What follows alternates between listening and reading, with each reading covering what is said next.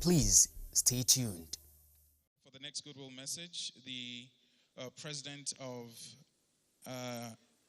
MCOAN, in the person of Mr. Adeniji Omiri, or any representative from the association would be nice. All right, thank you very much. You're welcome. Once again, for her, please, I should say. Once again, please turn your attention to the multimedia screen to download, as this will be a very interactive conference. So can we have the barcode on the screen? Thank you. I got you.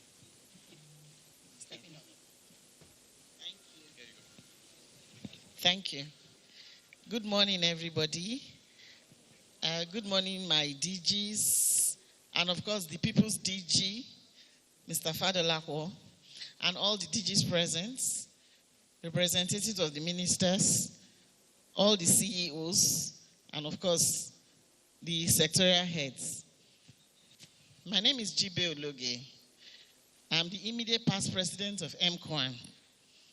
And MCOAN stands for Electronic Media Content Owners Association of Nigeria.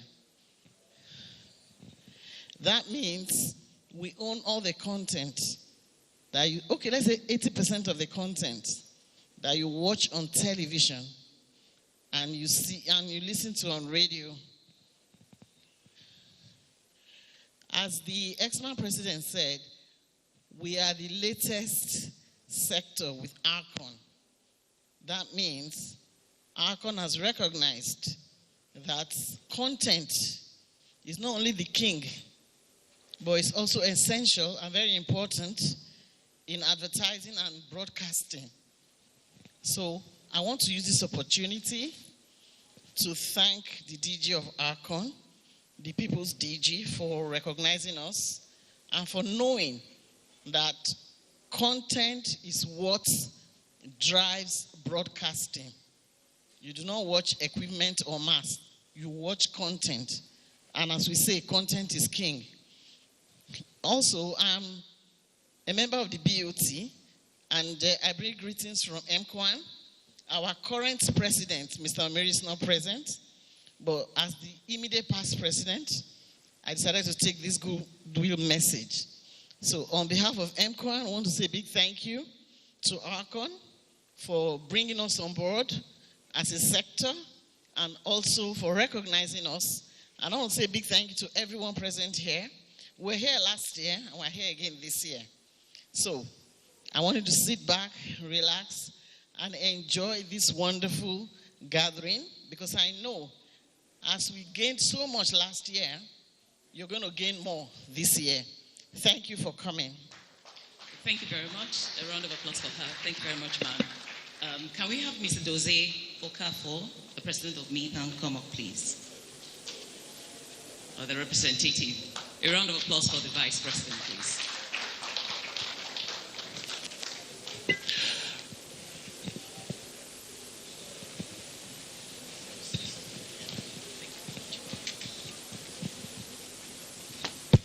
Okay. Good morning, distinguished ladies and gentlemen, and my fellow practitioners. My name is Brenda Wagu. I'm the vice president of MIPAN, which stands for Media Independent Practitioners Association of Nigeria. So I'm here to represent MIPAN. We congratulate the DG, ARCON, as well as all practitioners for this 4th edition of this event. And we particularly congratulate you for raising the bar. This event, this particular edition, you know, is hitting it, yeah? Okay. In terms of the theme, I think it's very timely. For us as media buying experts in strategy, we are at the forefront of these shifts. And as consumption, media consumption evolves, you know, we have to face those challenges and opportunities that it, you know, brings to us. And we're looking forward to share insights and ideas with everyone at this conference today. And we encourage everyone to buy in and be a part of it. And looking forward to great partnerships after this and maybe some mergers and acquisitions. Thank you very much.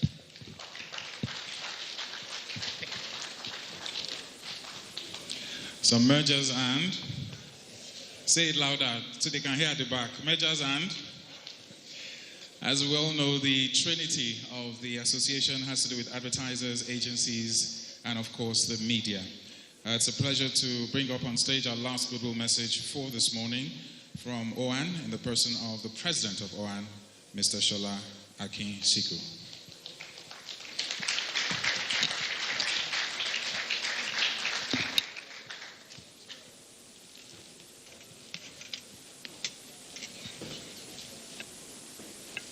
Thank you. The DJ Akon, fellows of the industry in the house, the chairman HASG, my president and chairman, other leaders of the industry. I can see the immediate past president of MIPAN and the immediate past chairman of HASG. Otuba. God bless you, sir. Well, it's a great pleasure for us at the OAN, the out of home advertising association of Nigeria, to be here at this event. The anchorman was asking who had been at the 4 events. At one, we had been at all the events, even the event before the first one. And we have found it a gathering of practitioners, professionals, intellectuals to every year come together, put heads together on issues that affect our practice, on issues that affect the different sectors, on issues that affect the industry. We expect that this year there should be some takeaways that will further the development of professionalism in the industry. The issues we have, it will also offer us the opportunity to talk about them, have resolutions, and move on. We will always have things to talk about. 40 years ago, what was in vogue is obsolete now. And what we have in vogue today, in another 5 years, maybe 3, they will be obsolete. And so it's important to keep talking, but beyond talking, we must also do the working. And I want to commend the DG Archon and other leaders of the industry for what we are coping with at the moment. I know that at the end of it all, we will get better. I want to, on behalf of the Board of Trustees of OAN, the Executive Council, and all members of OAN, those, including those present and those out of that are not here, to wish the organizers the very best of luck. But in addition to that, to wish all of us a wonderful outing here. Thank you. Thank you very much, sir. A round of applause for him once again. A round of applause for him once again, please, as he takes his seat. Yeah, right about now, we will be navigating the sheets, and no other person will do justice to that than our convener, the one who's conceived this idea. Ladies and gentlemen, please permit me, as I welcome the Director General of ARCON to the stage, Dr. Lekon Fadolako, for his welcome speech. Let's keep clapping, please. You're welcome, sir. The Honorable Minister of Information and National Orientation, Alhaji Mohammed Idris, represented by the DG of National Orientation Agency, my brother Negbon, Mr. Esa Onilu, the Director General Voice of Nigeria, my personal brother too, Mr. Gibrin Dachi, the President of NIPR. Thank you, sir. Speaker, who made it down from Lagos here, the DG of National Economic Summit, the acting PAMSEC, Minister of Information and National Orientation, the presidents of all the sectoral groups here present, former DG of Voice of Nigeria, and my mentor. I also want to say a very big thank you to the former chairman of HSG, the former president of AAA, distinguished fellows. If I have to start reeling out all the dignitaries here, I'll probably be here for the next 30 minutes. Please permit me to stand on established protocol by the compare. Let me start by saying a very big thank you to everyone. We've been hearing that ACON put this together. ACON put this together. Let me state here that this is not an initiative of ACON. It is an industry initiative. When I became the fourth registrar, one of the things we did was to have a session with all the stakeholders in the industry. Yes, we need to agree a roadmap for our industry and how we need to go on this journey. One of the things that we agreed was the need to review the National Advertising Conference. Then we restructure and we have the industry planning it. I will say a very big thank you to the planning committee chaired by Mr. Tunji Adeyinka. For this year, we all understand that there is a significant shift in the way we do our business. In fact, if we say significant shift, we mean something that is static and already determined. But no, it's a continuous disruption. And every time we are faced with new challenges, come from regulation, come from technology, come from business model, and everything.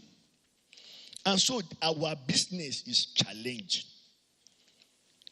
Truly, COVID came and COVID left. After that, the virtual business system left behind by COVID is still working. And people today, they don't look at business model the traditional way. You can't run an agency using a traditional model and expect to survive the test of time. It can't work. Even within our agency or our industry. I was telling some people sometimes ago, last year or 2 years ago, National University Commission and National Board for Technical Education came. And they said they are unbundling mass communication. So unbundling mass communication means you are bringing PR out of mass com to be a discipline on its own. Skills, you are bringing advertising. Now, for our own industry, I can tell you that in Nigeria, MIPAN was a product of unbundling. Because 30 years ago, traditional agency structure is where you have the creative, the media, as well as the account management, the brand management people, warehoused in a system which is called traditional agency. Even then, they will tell you that media people are the lesser cousin in that conversation. You will see one agency offering supermarket of services. They will do PR. They will do event management. They will go to everything and everything. Then the media came and said, no, we are not doing creative. We don't want to be part of this structure. They left. And different set of skills emanated from media. Today, we have media practitioners. Even within them, they will tell you that I'm not doing anything. I just want to tell me your budget. All I want to do is for media strategy. I want to see how I can deliver eyeball. Account planners came. There was a time in this industry that even the brand managers break away from the traditional agency and say they were brand consultants. I can list 1, 2, 3 agencies that even went that line. So there is a shift. Today, technology is changing the conversation. We have AI.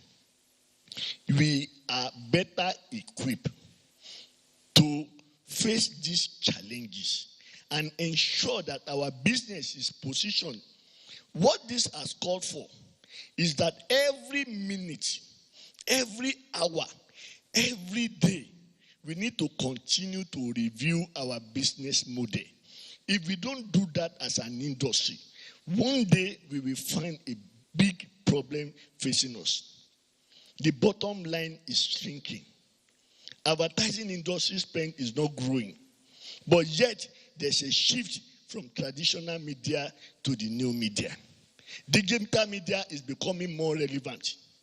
Data and statistics are becoming the order of the day. Advertising is not done on guesstimate alone. Advertising is now done purely on data. Because you know me does not mean I'm going to put my budget in your account. Even if you get the business because I know you. Sustenance has become a challenge. So there is a shift. Now for us, the directive from the minister, the Honorable Minister of Information and National Orientation, is as a regulator, you must ensure you promote equity and fairness in your sector. The KPI that they gave us, including ensuring we grow our industry. And how do we grow the industry? As a regulator, we don't have to play a catch-up role. We must lead the conversation. So for us, this is not a talk show. It is an event where we also come here. We are here with our bureau. The directors are here. And all the management staff of the agency are also here. We are here to take learnings. We are moving into a new year in few months or weeks. So the business outlook for next year needs to be discussed. This shift, how is it affecting our business? Before now, it was the days of e-commerce. And when we were in the period of e-commerce, little was done on the digital space. But today, we have a full digital economy. Any organization, agency, media that is not ready to fully participate in that digital economy, businesses are done more online. And so, for us, we need to challenge that protocol. We need to review that protocol. We need to understand what are the things that are trend to us. Because of this, when we had this session, the committee and the leadership of ACON, we had a session, we workshopped this, and we said everybody that is here wants to learn, must be able to take something home. So they have planned insightful, educative people and presentation for us.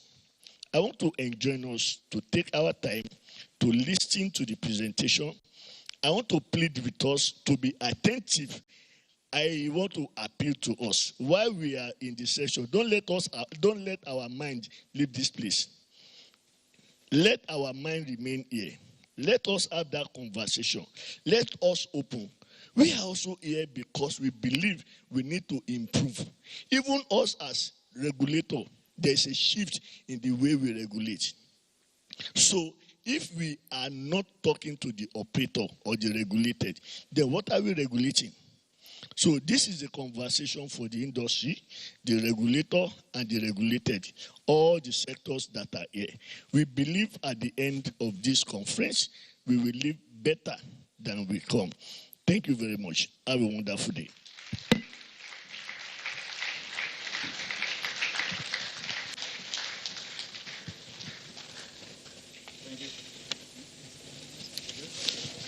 Thank you. Thank you very much. Okay, thank you very much. So once again, a round of applause. Hello. Hello. The opening remarks there by the DG of ARCON. And very well said and very well put. So one of the feedbacks we got from yesterday is, of course, this is a gathering of various practitioners, fellows, agency owners, captains of industry, clients, spenders, and the list goes on. It is very important and crucial, especially at this conference, to navigate the shifts that we're currently experiencing to speak up, to talk, and those who are, well, I call them younger practitioners who have a voice as well, to please, let's engage you and make this a very productive outing, not just something that will splash on the newspapers or on social media, but very impactful, because the takeaway is very crucial from this event. Without taking too much of our time this morning, we will be recognizing some other dignitaries as we proceed, but to officially kick off the National Advertising Conference 2024, it's a great pleasure and honor to welcome on stage the Honorable Minister for Information and National Orientation in the person of Alhaji Muhammad Idris, ably represented by the DG National Orientation Agency, Malam Lare Isa Onilu. Please, a round of applause.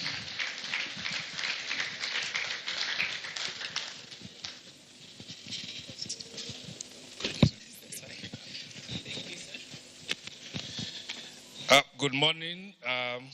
The Acting Permanent Secretary of the Ministry of Information and National Orientation, my colleagues, permit me to specially recognize the President of NIPR, my dear brother, my colleagues DG, ladies and gentlemen. We actually are making a move to ensure that we cut off protocol from official engagement. We are working to get approval to ensure that once the MC has recognized people, we do not waste time for everybody coming on the stage having to recognize people. I also noticed that when the national anthem was recited, people were surprised that it was only one stanza. Okay, so the Federal Executive Council has approved that in events like this, it's only the first stanza.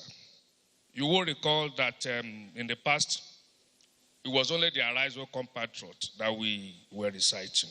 So it's only the first stanza. The three stanzas are taken only when we are having the independence anniversary, the June 12th anniversary, Armed Forces Remembrance Day, the inauguration of President or the National Assembly. These are the occasions where we take the three stanzas. And the third stanza has also been approved as the national prayer. So when we have events like this, we can just use the the third stanza as our national prayer. That is, O God of all creation. Thank you very much. Those words were mine. I'm here now to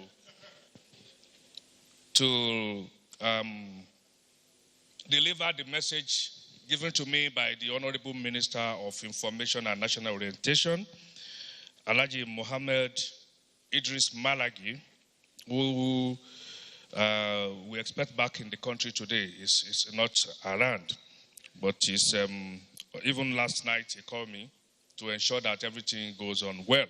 So I'll go straight into his speech. It is a great privilege for me to address this year's National Advertising Conference, a gathering that brings together the very best minds and most innovative players in the Nigerian advertising landscape.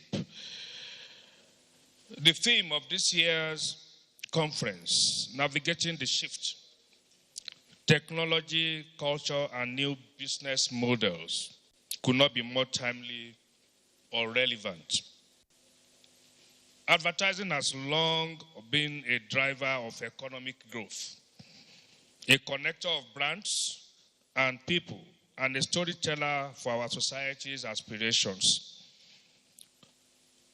According to PricewaterhouseCoopers, the advertising industry will be valued at 605 billion naira in 2023. Of course, that must have happened. The leading audit firm also established that for every 1 naira spent on advertising, there is a multiplier effect of 16.5 naira. As we meet here in 2024, the industry is evolving unprecedentedly.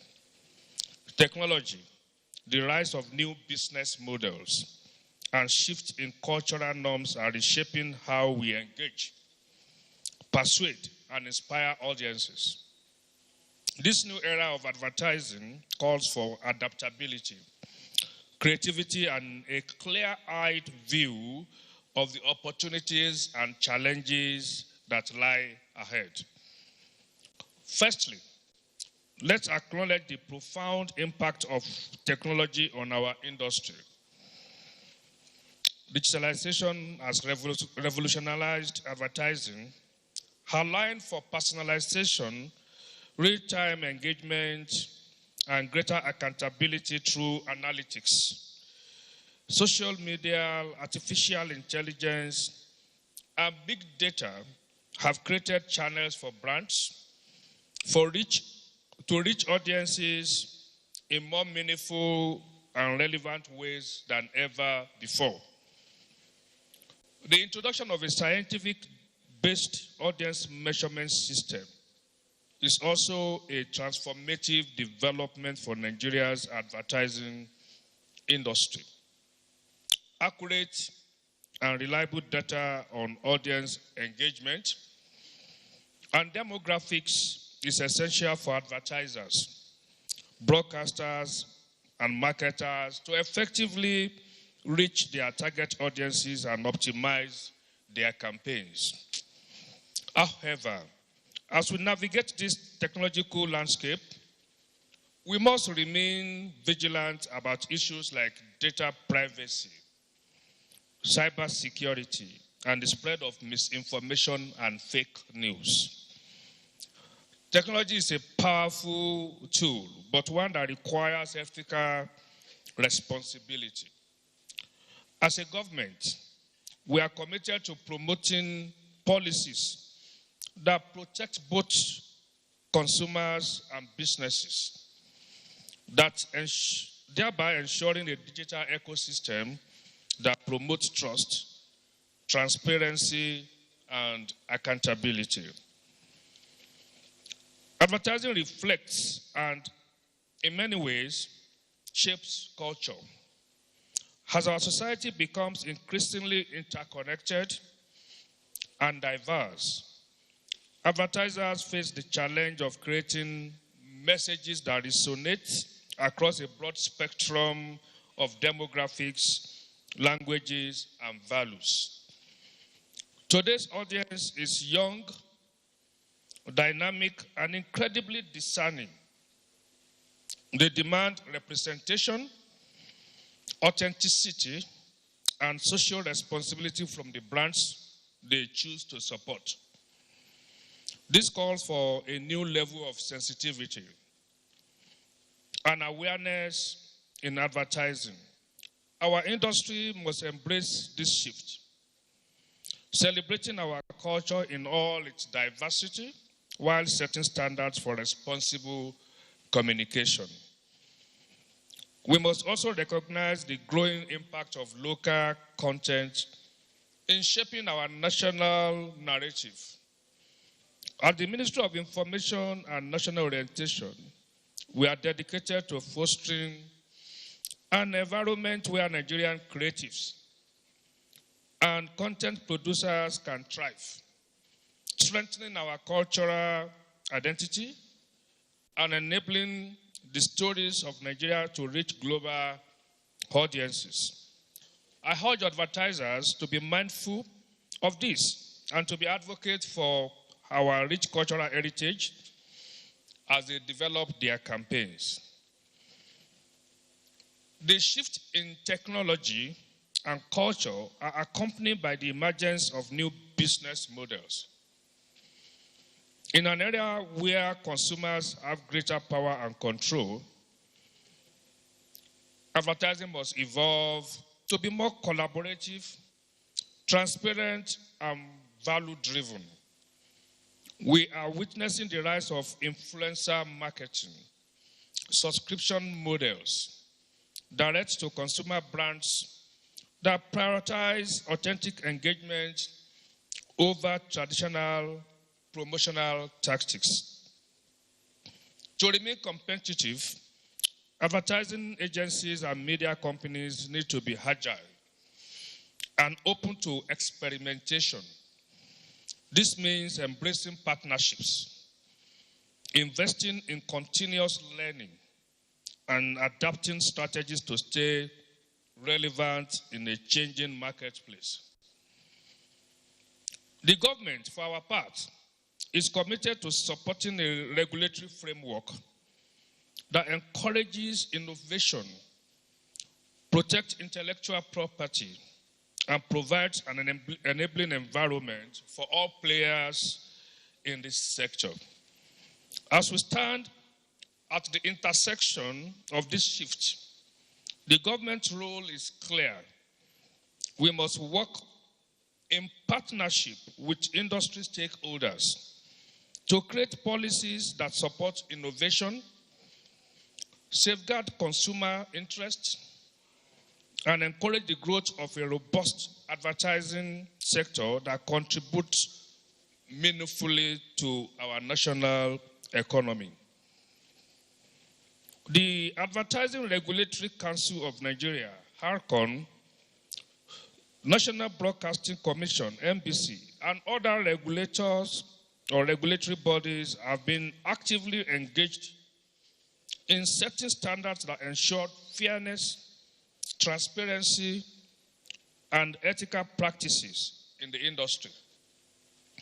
These policies are designed not to stifle creativity, but to provide a framework where businesses can innovate responsibly.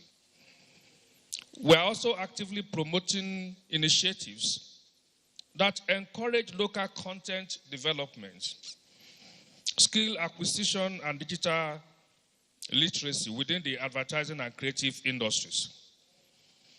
By building capacity and fostering an ecosystem where talent can flourish, we aim to position Nigeria as a leading hub for advertising and media in Africa and beyond. On the economy, the President Bola Ahmed Tinubu administration has introduced crucial reforms aimed at improving the business environment, fostering innovation, and creating opportunities for industries to thrive.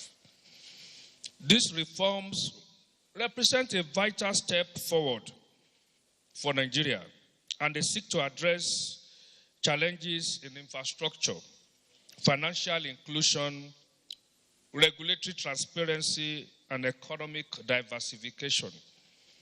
I'm pleased to inform you that through these reforms, we are witnessing the gradual recovery of our economy on the most important foundational level. Today, our debt service to revenue ratio has come down drastically from almost 100% to just about 65%. Similarly, the revenues accruing to the three tiers of government, namely the federal, state, and local governments, have grown exponentially due to the removal of fuel subsidies, with more funds go into the provision of social services and investment, as well as the provision of infrastructure and social security. The local government autonomy granted by the Supreme Court, based on the suit filed by the federal government, was aimed at strengthening the governance structure at the local level, as well as promoting grassroots development. A new minimum wage of 70,000 naira has taken off across all federal government establishments, with many of the state governments committing to implementing the same. Over 46,000 students are benefiting from the Nigerian Educational Loan Fund across 59 tertiary institutions, with a disbursement so far of over 5 billion naira. The first batch of 500,000 civil servants is set to become beneficiaries of the Consumer Credit Scheme with the release of 100 billion naira. The launch of the presidential initiative on CNG is also a deliberate strategy to harness our abundant gas resources to bring down the high cost of transportation by about 60% and also foster a clean and healthy environment for our citizens. This initiative has unlocked close to $200 million in private sector investment in the last year. There are several more landmark initiatives like this, all aimed at bringing economic relief to the Nigerian people and fueling a chapter of industrialization and prosperity, the likes of which we have never seen before. This is the there is the Presidential Loans and Grant Scheme, the Consumer Credit Corporation Initiative, the Renewed Hope Housing and Estate Initiative, the Renewed Hope Infrastructure Development Fund, and the Presidential Unlocking Health Value Chains Initiative, among many others. Indeed, President Tinubu's policies are designed to deliver sustained results in the lives and livelihoods of tens of millions of expectant Nigerians. Our administration has also prioritized the development of roads, railways, and the operation of our ports to unlock economic opportunities across all regions of the country. These infrastructure projects will not only create immediate jobs, but will also lower the cost of doing business, enhancing Nigeria's attractiveness as an investment destination. For example, the construction of the Lagos-Calabar Coastal Highway is progressing steadily, while the groundbreaking of the Sokoto-Badagry Highway was performed recently in Sokoto. Of the 330 bridges and roads earmarked for repairs in 2023, over 85% have been completed and new ones are in the pipeline. I am therefore appealing to you to support and promote the reforms being implemented by the president, using their platforms to amplify the administration's vision for a more prosperous and stable Nigeria. Through creative and strategic messaging, advertisers have the power to not only reach audiences, but to inspire confidence in the progress being made. Your support for these reforms will also enable a more conducive environment for the advertising sector, bringing greater transparency and encouraging more investment in media and communication. By aligning with this vision, advertisers will be contributing to a vibrant ecosystem that benefits both the industry and the country. In conclusion, let us use this conference as an opportunity to share ideas, build partnerships, and lay the foundation for a resilient and forward-looking advertising industry. Together, we can ensure that Nigeria remains at the forefront of this evolving landscape, a beacon of creativity, cultural richness, and technological progress.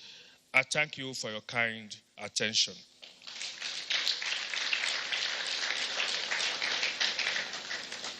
Yeah, thank you for listening. That's the minister's speech. And for more of what this government has done, anything you want to know about the government, write with your phone or whatever device you use. You can go to noa.gov.ng and speak to Clean. Clean is the government's AI voice and chat assistant. You can hold conversation with Clean, ask just about anything, and it will have that conversation with you and give you the message. And that is AI-driven, which also attests to the appropriateness of the topic of this year's conference that the world advertising is being driven on limousine and we cannot catch up with a B2. Thank you.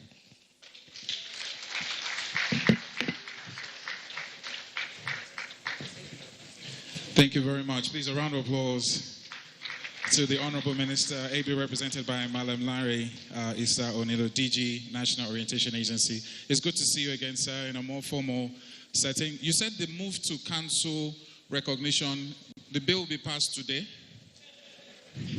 Is it today or tomorrow? That would be very welcoming. Anytime soon.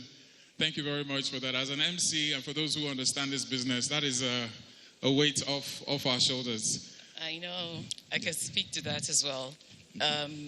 So permit me at this moment to welcome the people on the first row, the VIPs on the first row, please, for a brief picture at the moment. DG, Mr. Muteme Ofot, and the rest, please come to the podium.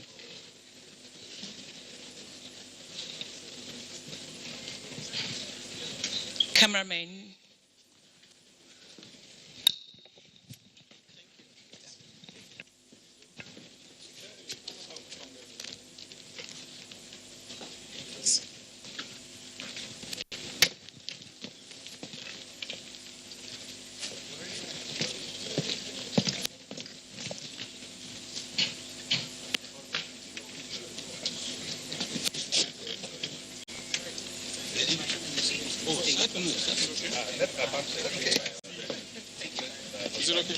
Thank you very much.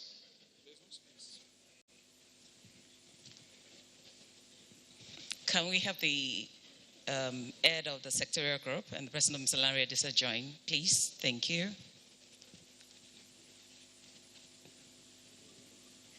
Can we also have all sectorial lead please come to the podium for this picture?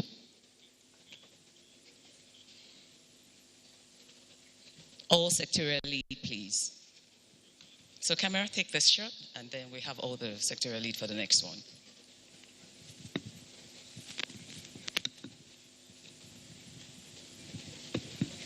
Okay, can we have the ladies in between?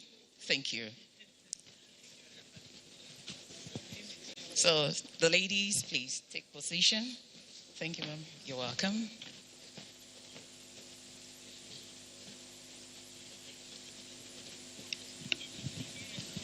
So as the pictures are going on, don't forget we have a quiz, a trivia that will be coming up. Please, can we have the barcodes on the screen for those who just joined?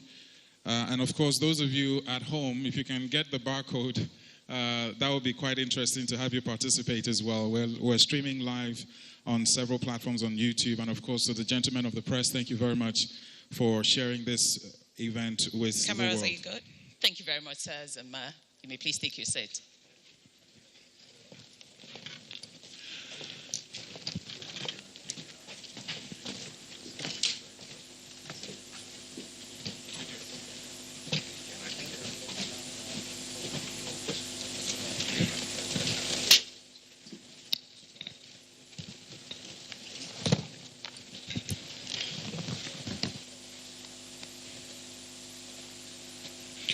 All right. How's everyone this morning? Hello? Okay, we want to shake things up a bit. The crowd is very much almost full to the brim now, which is a very good sign. For those of you who joined us online, thank you very much for being part of the National Advertising Conference 2024.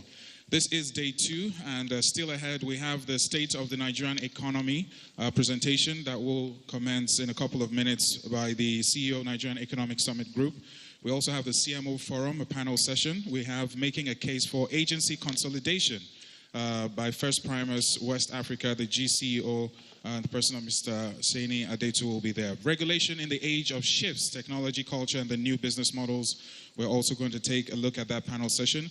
And the creative AI and the advertising industry, myths versus reality. We're going to take a look at that as well. The Entertainer, 20 years of navigating the youth culture, the one and only Oladapo Oyebanjo, aka Dibanj, will be in the room. And you'll get a chance to hear his story and his journey and how that brand has evolved over the years. That will be moderated by Anne Obaseki of Lounge FM. We also have the last item, which is marketing trends, which is also the last session that we will have. And the likes, of course, that we all know and are very familiar with will be there. And that will round up our day 2. We crave your indulgence to please, if you still want to join and be part of the conference, you can still come over. Of course, we will gladly take you in as you complete your registration as well. Yeah. Thank you very much. This time, can I please welcome the representative of NIPR to the podium?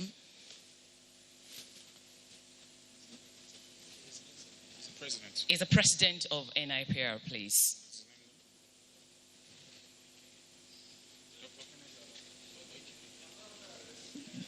Dr. Kennedy, you are not under arrest, sir. Just a goodwill message, sir. Just a goodwill message, Then sir. we'll arrest you after. Please, a round of applause to the president of NIPR.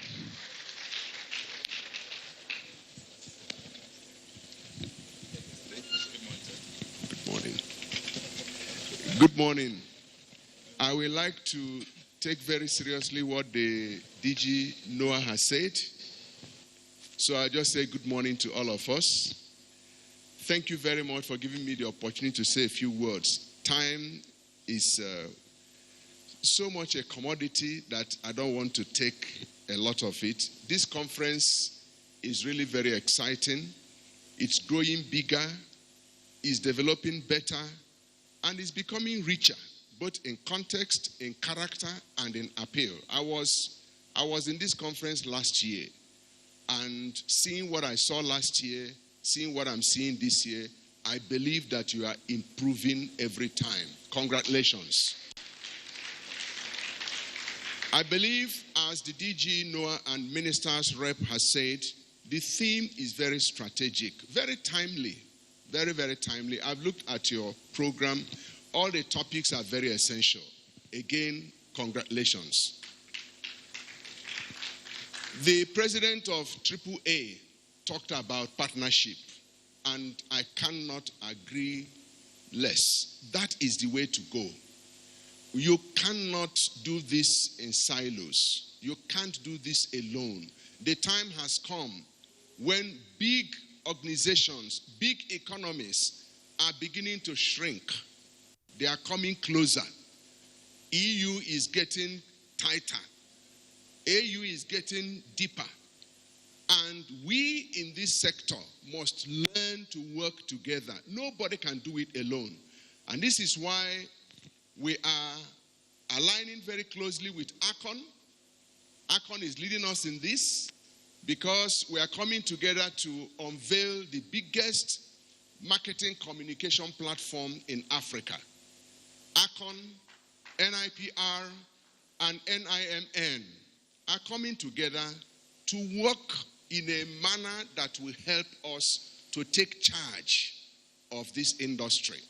And I conclude by talking about the Nigeria Reputation Management Group, which we just unveiled. We believe that the reputation door, the reputation gate of Nigeria has been left unmanned for too long. Therefore, we are now taking responsibility to man the reputation gate of the Federal Republic of Nigeria. And to do this, NIPR is leading. We are working with ACON and NIM and all the other organizations that are involved in matters of destination branding and global competitiveness. It is what we have to do for our country. Government cannot do this for us because if our reputation is strong, our passports will be respected. If our reputation is weak, it's like a weak currency.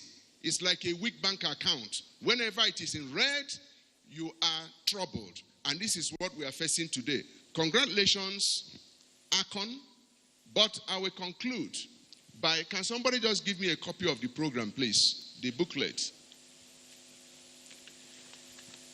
You know, it is very important to live what we preach because that is the only time that people can take us seriously. Anyone that says that this document is not serious should take another meaning of seriousness. The packaging is rich. The branding is clear. The quality of printing is excellent. I just want to congratulate you. Thank you very much.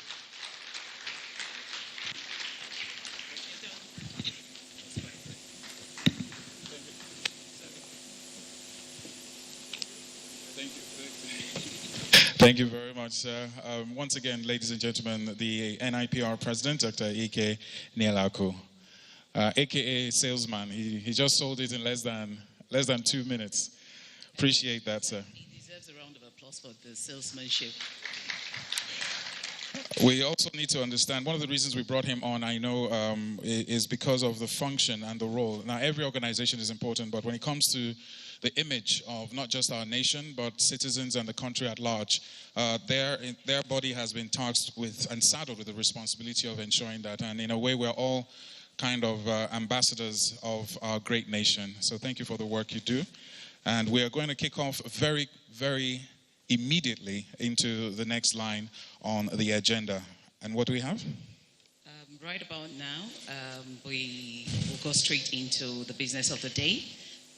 We'll be discussing the state of the economy. And to do justice to that is no other person. Ladies and gentlemen, this morning, please, with a round of applause, welcome to the podium Mr. Tayo Adoloju, the CEO of Nigerian Economy Summit Group. Thank you very much. This is a man you don't want to mess with. Wait till he grabs the mic.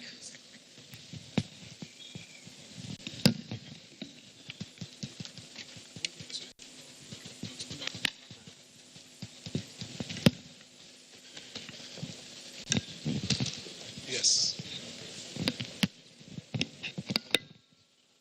No. Can I have my slides, please?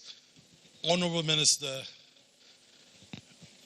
DG's Presidents, distinguished ladies and gentlemen, my task this morning is to discuss the state of the Nigerian economy. A great place to always start is where we are. I think in the last 1 year, everyone will be able to shake their head and say we've gone on an interesting ride. However, the ride of the last 1 year was not created 1 year ago. Since Nigeria came back to democracy, our journey in terms of economic trajectory has been defined by choices that business and political elite make. And our future will depend on a consensus on those choices. Nigeria prosecuted a decade of transformative growth in the first decade of our independence. In fact, the world brought us into a group called the Mint Group.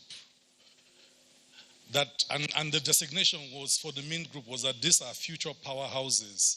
By 2025, they will join the top 20 economies in the world. In fact, it was that Mint designation that created the Vision 2020. Because President Obasanjo at that time then said, well, if we can do it by 2025, we might as well aim to do it by 2020. However, that decade of growth was then prosecuted by another decade of decline. In 2023, we basically began the year with a fiscal, unsustainable country. January 1st, we were dealing with, debt servicing to revenue in December 2022 was 123%. 123%. Which tells you that we have passed the limits of fiscal unsustainability. Something had to give. And I think that where we've gone since then requires some interrogation. So that's where we want to begin today. So first, for an outline, I would like to look at global trends, focus on the Nigerian economic outlook, point to some critical policies in 2024 that need to be encouraged and fired, look at economic stabilization and what's missing in the mix today, and then talk to you, the captains of industry and business leaders, as some ideas for surviving the volatility, the uncertainty, the ambiguity that the markets have created. And then I have some closing thoughts for Nigerians to reflect and think about. Next slide. So the past 4 years have been 4 years of resilience in the global economy. We're coming out of a once-in-a-century pandemic.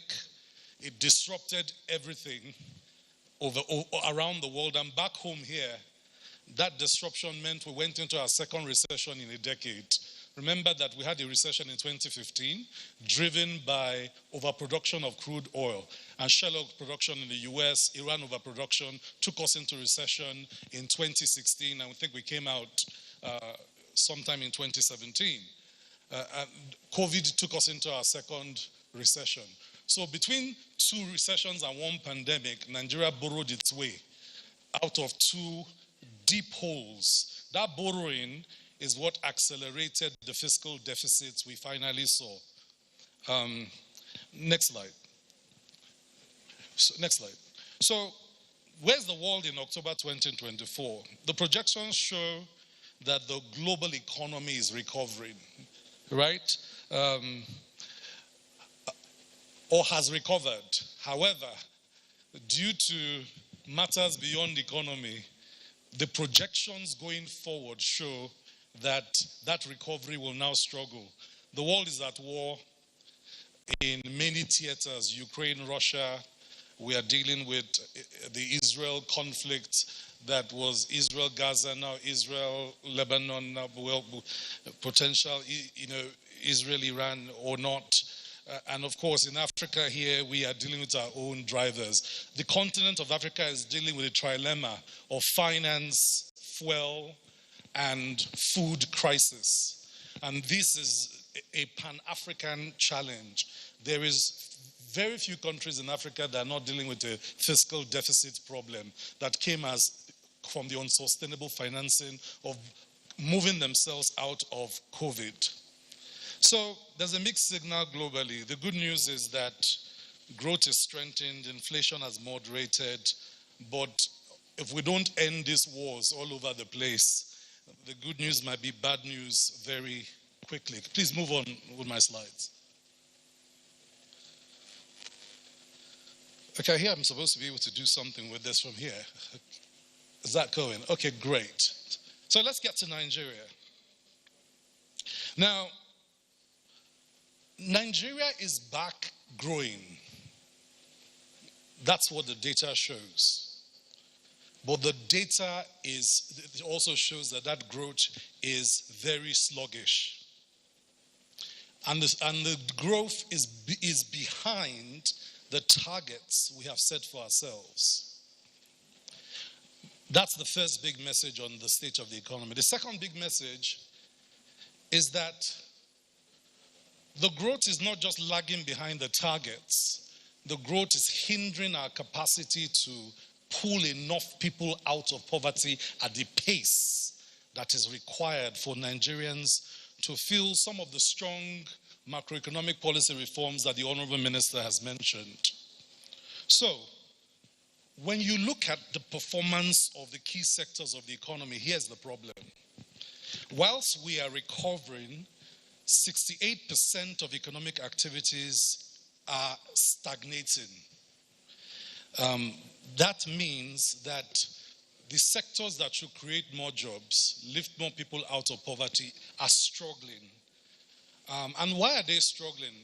They're struggling because macroeconomic reforms, whilst they are now yielding their headline macro improvements, have not started to transmit to shifts in the cost of doing business and in the cost of living. So, Honorable Minister, we still have a cost of business crisis and a cost of living crisis. This is an important balance in the message. Is the macro conditions improving? Yes. Are firms and households feeling it? Not yet. And because of that, we have to regulate both the expectation of and the excitement of the message. On the macro side, those of us that are macroeconomists can see that the reserves have been buffered up by the savings that have come from removing the arbitrage in multiple exchange rates. We can see it. It's there. It shows. Which means the 60% of premium that was freighted away by individuals in hidden FX subsidies is now going to where it needs to go, our reserves. Okay?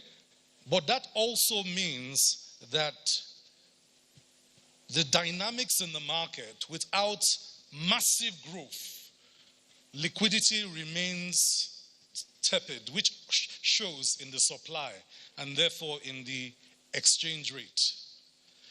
If we want to shift the system, we must expand liquidity, and liquidity expands when investments come, right? And you need that investment for external liquidity, and you need that expansion in liquidity that comes from export revenues, and you need that liquidity that comes also from the growth internally in businesses, because you can't tax a failed business, you tax the growth of business. So restrictive monetary policies have continued. So what I spoke about, the exchange rate premium, you can see it right there. So the improvements show, but the improvements have not abated inflation. Okay? So while inflation has started to slow down, again, that's a good news. It's slowing down. It's not slowing down at a rate to allow individuals, firms, and households to recover. Our external position has also moved, and I think the Honorable Minister noted this in his speech about the trade surplus. We've moved for the first time in years from a trade deficit to a trade surplus. This is good news. And this good news then translates, of course, into being able to deliver more cash and resources to citizens. Now, revenue has grown, but the revenue is motivated by these subsidy savings on one hand and growing FAC. However, when you look at the deficit in terms of the balance of payments, that's something we need to watch because it's growing again. So, what are the challenges to think about going forward? The managed floating of the exchange rate from a supply side and the hawkish monetary policy stance has to now be tempered with two important imperatives. Not all inflation is driven by monetary policy dynamics. For example, the headline inflation on food requires a different intervention because the food system is contributing to a big component of inflation rate. Without bringing down some of those structural dynamics that are driving inflation on the demand side, we will not be able to make progress. So we encourage the tax reforms, especially tax reforms that suspend taxes on minimum wage and those at the bottom of the pyramid and tax the rich more. This we support, and we think everyone should support it. If you're making a large amount of premium from the Nigerian economy, you should pay a little bit more than others, we think. Now, to stabilize the Nigerian economy going forward, we think that, at least this is the view of the NESG economists, that you need a triple helix approach in addition to the existing reforms. The first is an aggressive approach to tackling food security. The food systems remain vulnerable because across the country, high-yield seeds are not yet pervasive. High-yield seed penetration is still under 15%. We need to make sure all the foods we eat, we can supply high-yield seeds to market. The second is fertilization rate. The rate of fertilization remains very low, below 16%. And most of Nigerian soil without fertilization will not deliver high yield. Now, even if you have soil security and seed security, you must get to the farm. Many of our farming communities still complain about this large amount of intrusion by unknown gunmen and non-state actors that have asserted franchises of violence on our people, and this needs to be addressed. We did a survey earlier on in the year.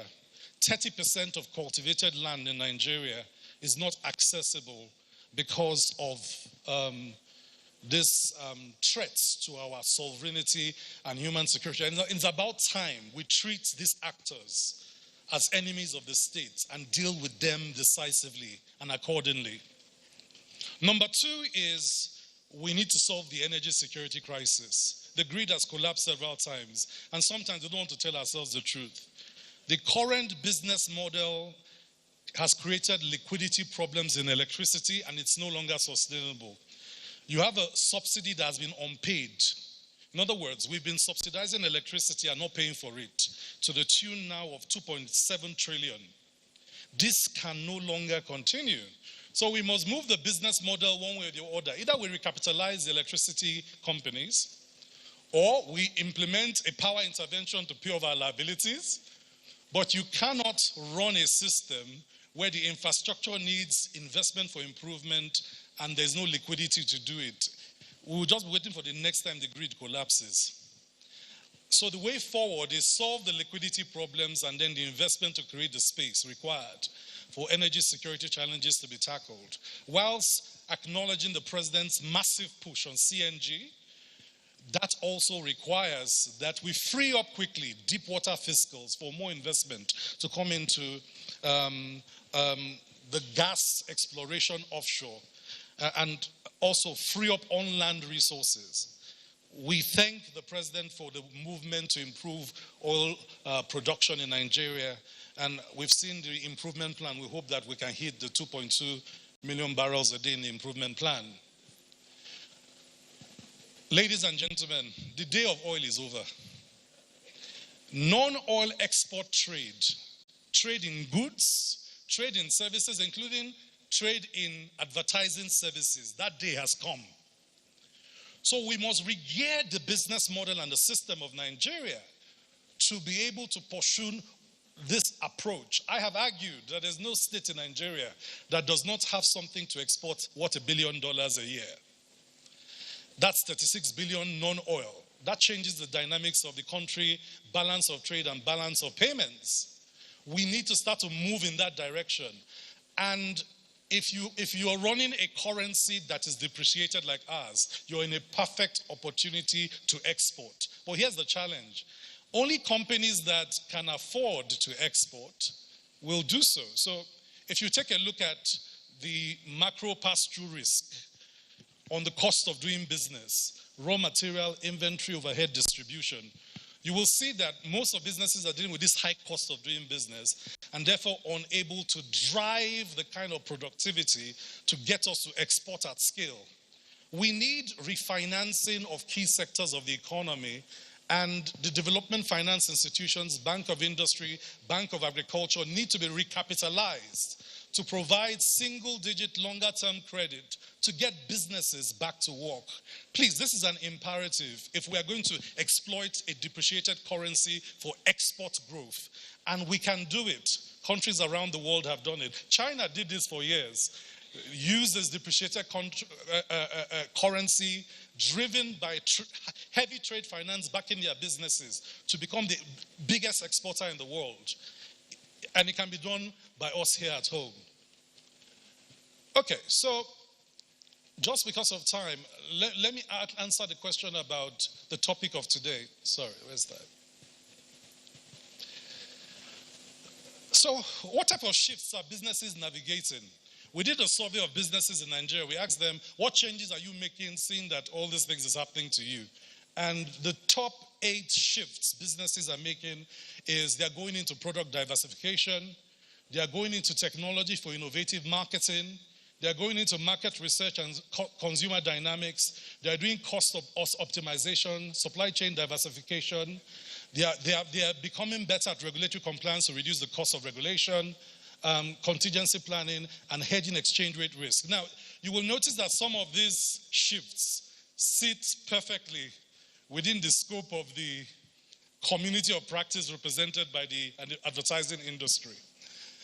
Therefore, I want to challenge captains of industry to take advantage of the shifts that's happening to business that align specifically to the advertising industry. Number 1, number 2, number 3, number 5, all point to things that advertising experts can help businesses do.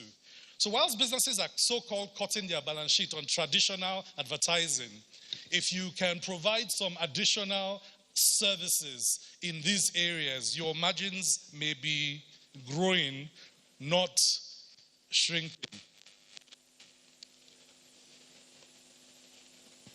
My last slide. Shifts require agility.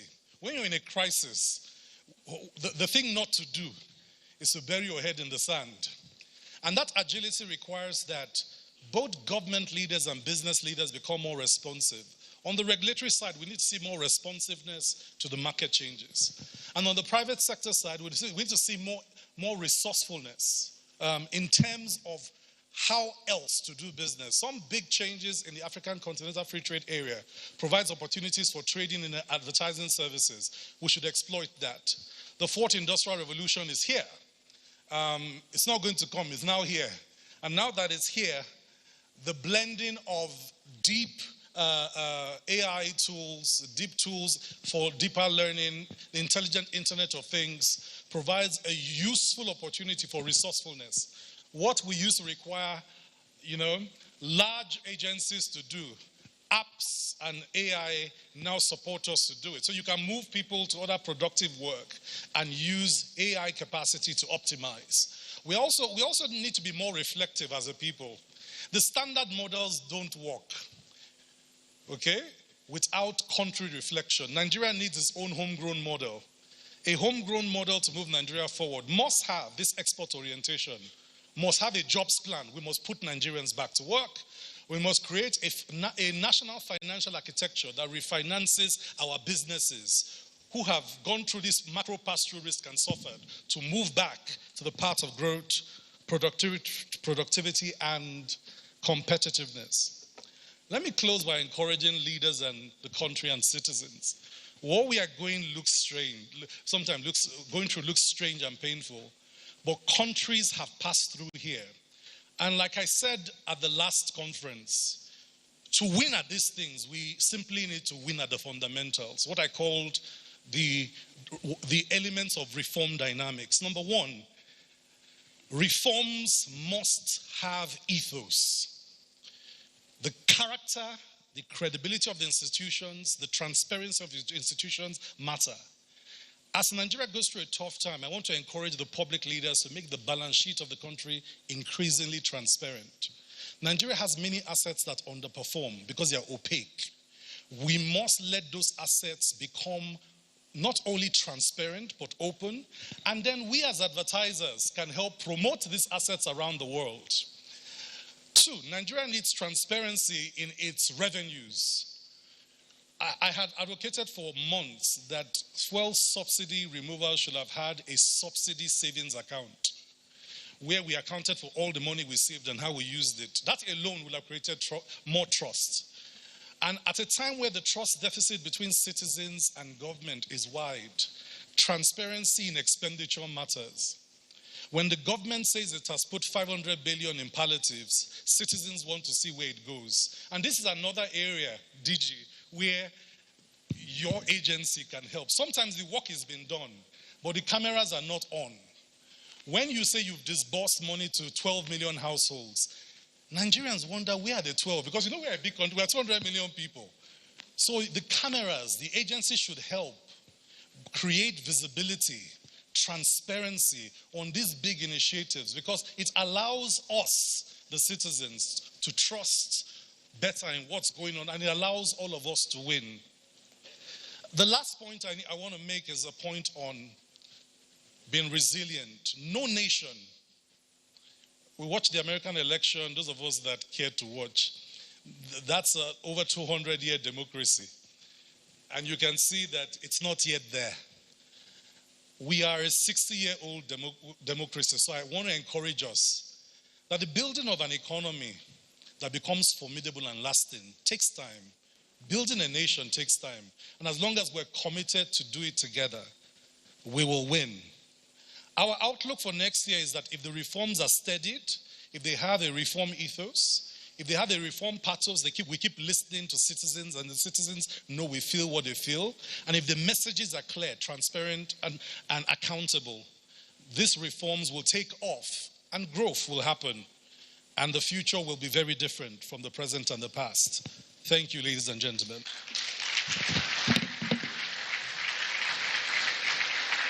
Hello, Doctor. A round of applause to Dr. Tayo Adeloju, CEO, Nigerian Economic Summit Group. We need you on stage for one more second. We need you on stage. You may please take your seat on stage, sir. For me, let's take two questions, one from your side, one from here. If you have a question, please just signify by raising up your hand, and we will come to you. Okay, there's a lady behind you. Let's take her question. Please let us know who you are, your organization or the company you have, and what your question is. Just one question, please. Thank you. Yeah, good morning. My name is Amina Muhammad. I'm the MD of Ames Media Company Limited, and I also a member of MQuam. Thank you very much for your very illuminating lecture. My question has to do with what you talked about the power, even though you are not the power minister. But lately we have experienced a shift. Let me use the language of the conference. A shift of navigating people to whatever band A, band B, band C. And we are told because of that we are assured of constant power supply. You also talked about the collapse of the national grid. But my question to you is in the area of, say they are having challenges because of funds. This band that we have been moved to, where they are generating more money in terms of the tariff, because what gives you 300 units before now gives you about 80 units. Aren't we generating enough money there to provide the succor of the funds they require? That's my question. Thank you. Should I take that one, or you want to take a couple of questions? I think you should just respond to that question. Okay. We will only be taking few questions. Okay, thank you very much for that question. Look, a power system is not easily segmentable in practice into A, B, or C, especially when you look at a grid. Here's the truth. The grid requires an upgrade. The upgrade requires money. The money you're generating from band A is not enough. That's the honest truth. And you need a whole different model. So here's what we've done for years. We've created a subsidy upstream in gas. None of us in the power sector is paying the actual price of gas. So we created a subsidy upstream in gas. Then you created a subsidy downstream where no band in Nigeria is paying the cost of running a distribution company. And so what has happened over the years is that to cover that gap, you use an intervention fund. And so we've had several intervention funds over the years. We call them Power Intervention Fund or something. A bankable model, and that's why you've not seen any external investment come into power, because it's not an attractive sector to investment. Because here's the challenge. Whenever you have pervasive subsidies, without close accountability, you have arbitrage. Arbitrage creates the basis for corrupt practices and abuse. Abuse ultimately undermines the service, right, that you are supposed to be providing subsidy for. We saw it in PMS, we see it in fertilizer. Anywhere you have pervasive subsidies where the arbitrage has been created, the corruption will follow very quickly. So you have to solve one for the true cost of generating power. Then if Nigeria wants to give a subsidy to Nigerians, then Nigeria must budget for the subsidy. So you should have a line item in the federal budget where that you actually call an electricity subsidy, so that subsidy is paid for by Nigeria. Now what we have done is that we have not budgeted for subsidy, but we have subsidized it, which means no one is paying for the difference, and that's what's creating the problem. It just requires some accountable mechanisms for first asking what's the cost of power, what's the cost of transmitting and distributing it, what is the gap between what we have asked the citizens to pay, and who will pay the difference. That's the conversation you have to have. The second conversation to have is, if generally those that run the electricity companies do not have the capital for it, you either create an entity that has the capital where they go borrow money to run it, or you recapitalize those businesses. So we must come back to the overhauling of the electricity supply industry to win. And just moving Band A alone improves the liquidity for the discos to be able to pay some bills and continue to run, but it's not enough to transform the system. Haji, I hope I have Thank you very much, Doctor. We have one more question for you. We have one more question. Fantastic. Yes. My name is Jimo Isaka Olanrewaju. I work with May and Baker Nigeria PLC. My question goes thus. As part of what you presented on this slide on the strategies which the business will adopt for them to grow, if you look at all those factors, today, I only heard that the media could also seek for loans, especially from the BOI. The advertising industry are not part of the people that I mentioned. So I want to know the position, because the reason why we're here is for us to grow. So what is the position of the advertising agencies and other players for them to access this loan? Because we need money. So tell us how we can also be part of this BOI fund. Thank you very much. I don't work for BUI, so I won't answer that question, but answer a different question. But you agree we need money. But here's the thing. Look, because of the macro pass-through risk on key sectors of the economy, we all need money, right? But we don't need expensive money, which is the problem with the MPR tightening, right? Once MPR is at 28.5, when you knock in all the other elements, you're borrowing at 30, 36, 40%. No business grows at that level with all the other inflationary pressure. And that's the challenge. The challenge is that commercial banks must respond to the MPR tightening, and they will transfer that, right, to the final cost of funds that you will get. So we need to repurpose the development finance institutions, including Bank of Industry, to better serve growth segments, right, that require particular type of financing. If you look at, for example, in manufacturing, inventory finance is a big issue for them, because at the FX rate and at the interest rate, they will not be able to bring in cost of inputs, allow them to produce anything the market will buy, right? So that's a challenge. Without cheaper funds, you can't solve that problem. So my brother, you have my sympathy and support. You have my commitment on advocacy to continue to put pressure where pressure needs to happen in terms of development finance. Now, here's the truth. Not all sectors will be able to access development finance because of the very nature of development finance. But this is what will happen.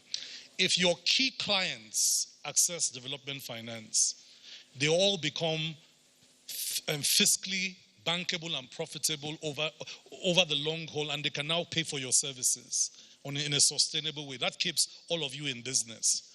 So sometimes the government might make a choice that rather than finance advertising, let's finance the businesses that advertising will support, so that those businesses get back to the regions of profitability and therefore can afford advertising service. So there's always a trade-off in policy on these things.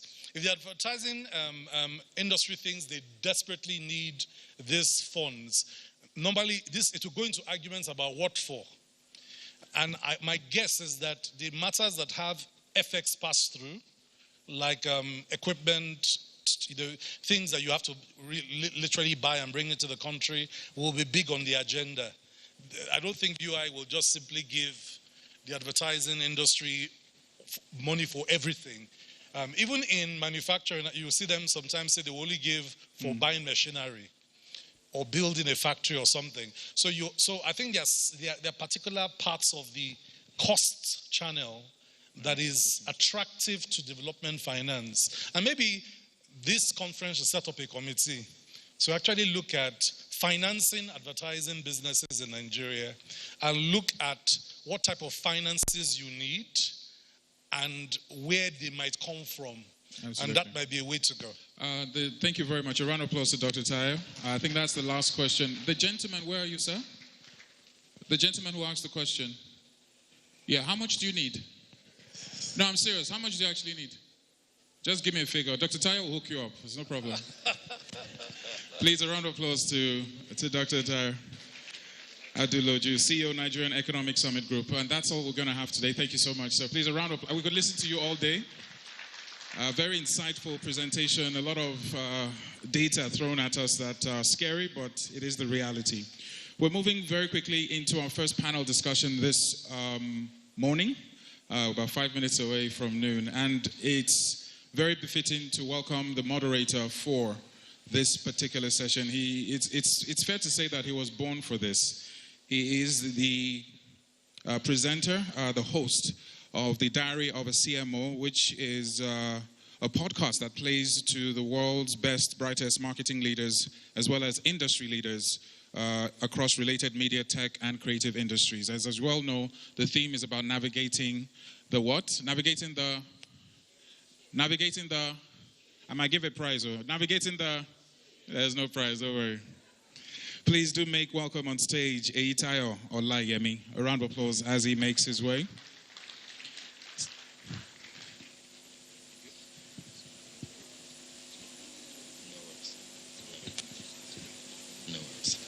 Good morning, everyone. It's a real privilege, honor to be here this morning. My name is Eitayo Olayemi, as has been introduced. I am the host of the Diary of a CMO. It's marketing leaders, CMOs, business leaders across the continent of Africa, where we have meaningful conversations that can drive real economic impact. I've had the pleasure of hosting Mr. Langpe. Thank you very much for joining on the pod. Mr. Larry, thank you very much for joining on the pod. Real opportunity, real pleasure to be here. So I'm going to very quickly introduce the amazing women that would be joining me on the podcast today. And I will tell you why, at some point, why we went for an all-women cast. If you don't like it, deal with it. Anyway, I will very quickly introduce my first panelist. You know how you prepare for these things. By the way, I have a... Oh, okay. I know their names, actually. Okay, I'll introduce very quickly the head of marketing West Africa, Mondelez International, the beautiful, amazing Morolake Emopai. I hope I got that right.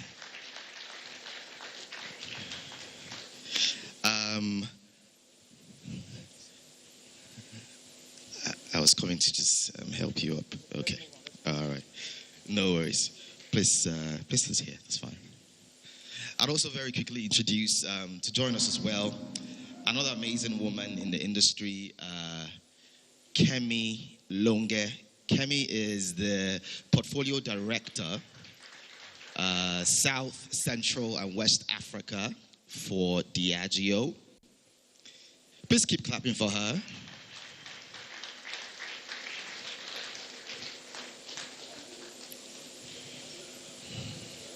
Thank you very much, Kemi. Thank you so much.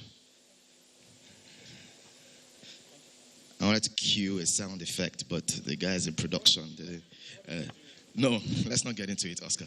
Anyway, so, and finally, I would introduce Dr. Tola Bamigbaye Elatuyi. She is the chair, board advisory for Meristem, Nigeria. Brand advisory Mary Step Nigeria. Thank you very much for joining us, ma. DJ is not in the spirit. There's some DJ, can we DJ in, please? Shift the table. Thank you very much. Thank you. Okay. We're pressed for time, so we'll just dive straight into it. I had a whole profile written for the three of you. I couldn't get through it. I mean, I would have washed you, like they say. But very quickly, I feel like I should give each one of you a hug.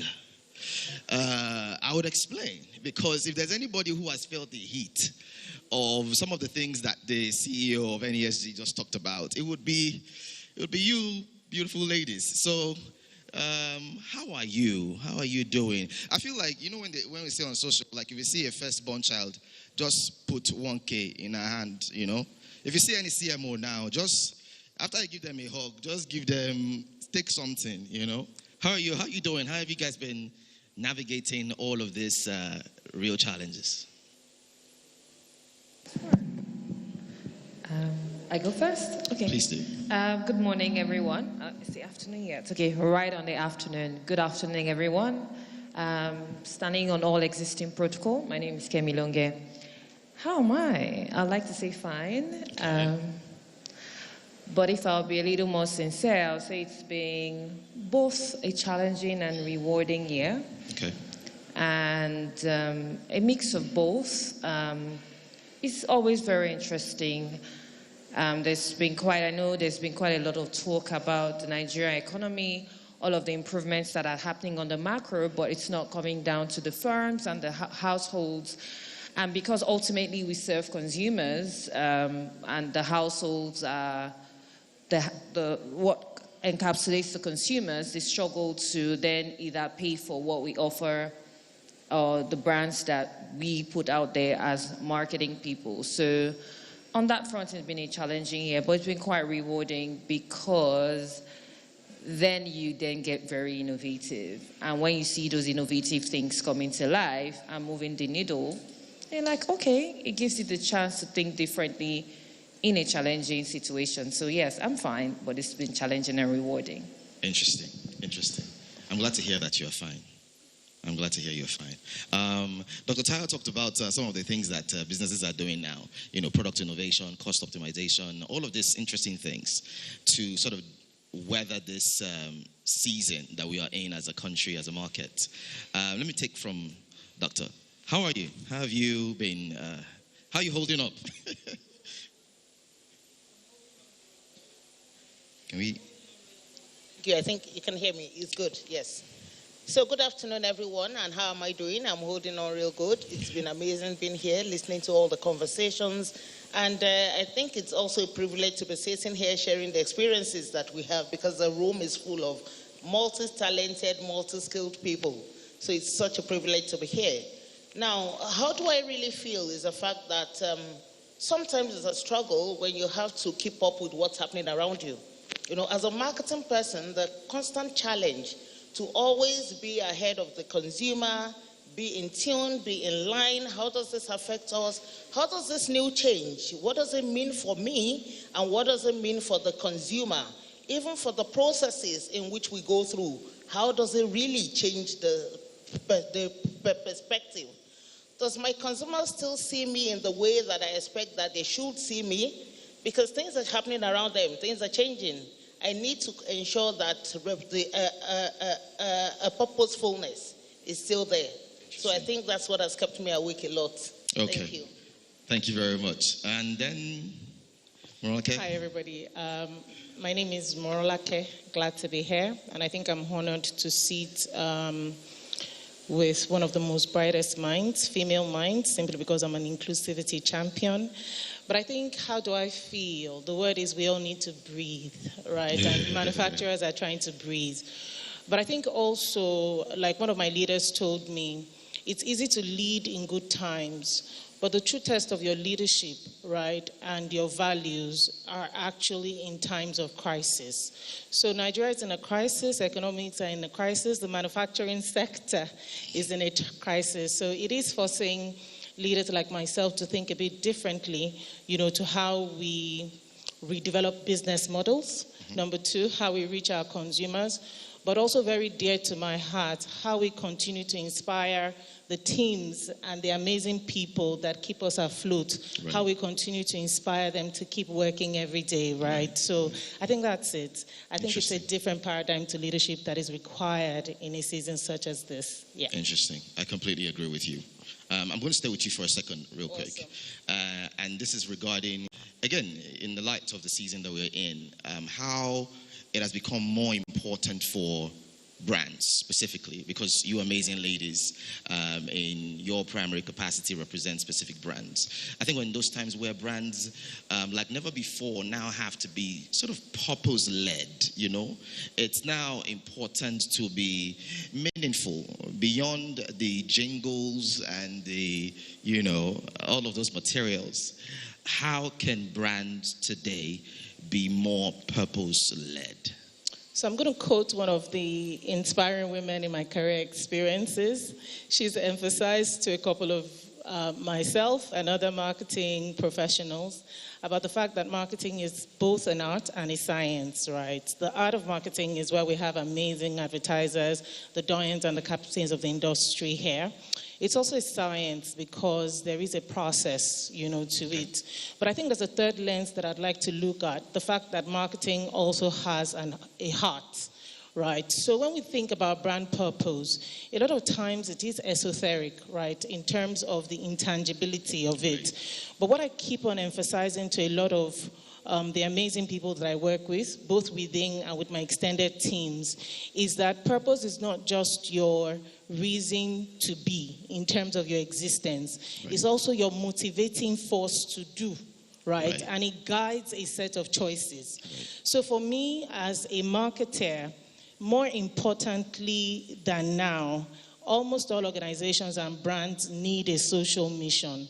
A lot of the economic indices that Dr. Aduloju very quite astutely put out, speaks to a larger terrain in the minds of Nigerians. If you open social media, if you talk to an average Gen Z, 18 to 24-year-old, there's this burdening sense of hopelessness, despair, and a lack of clarity in what the future is. And I always say, number one, as a corporate organization, your purpose is a strategic imperative beyond just your 4 to 5 year plans, right? Actually crafting it into your mission, your values, and what will guide where to play and how to win as an organization is critical. 2, the brands themselves. Our brands, for me, what I practice, what I believe, a guiding career mantra for me, is that my brands are both tools to generate corporate wealth, definitely, NR, ensure my gross margins are healthy, keep an eye on the bottom line. The brands are the tools, the products are the drivers. But more importantly as well, brands are powerful tools for social reform and social mission marketing. Absolutely. I think that same professor of mine also spoke to the new paradigms in marketing when we talk about societal marketing. Right. So I'd ask a lot of advertisers, either from the agency teams or the client teams, to gauge honestly the assessment of the social impacts that their brands and their campaigns are driving. Right.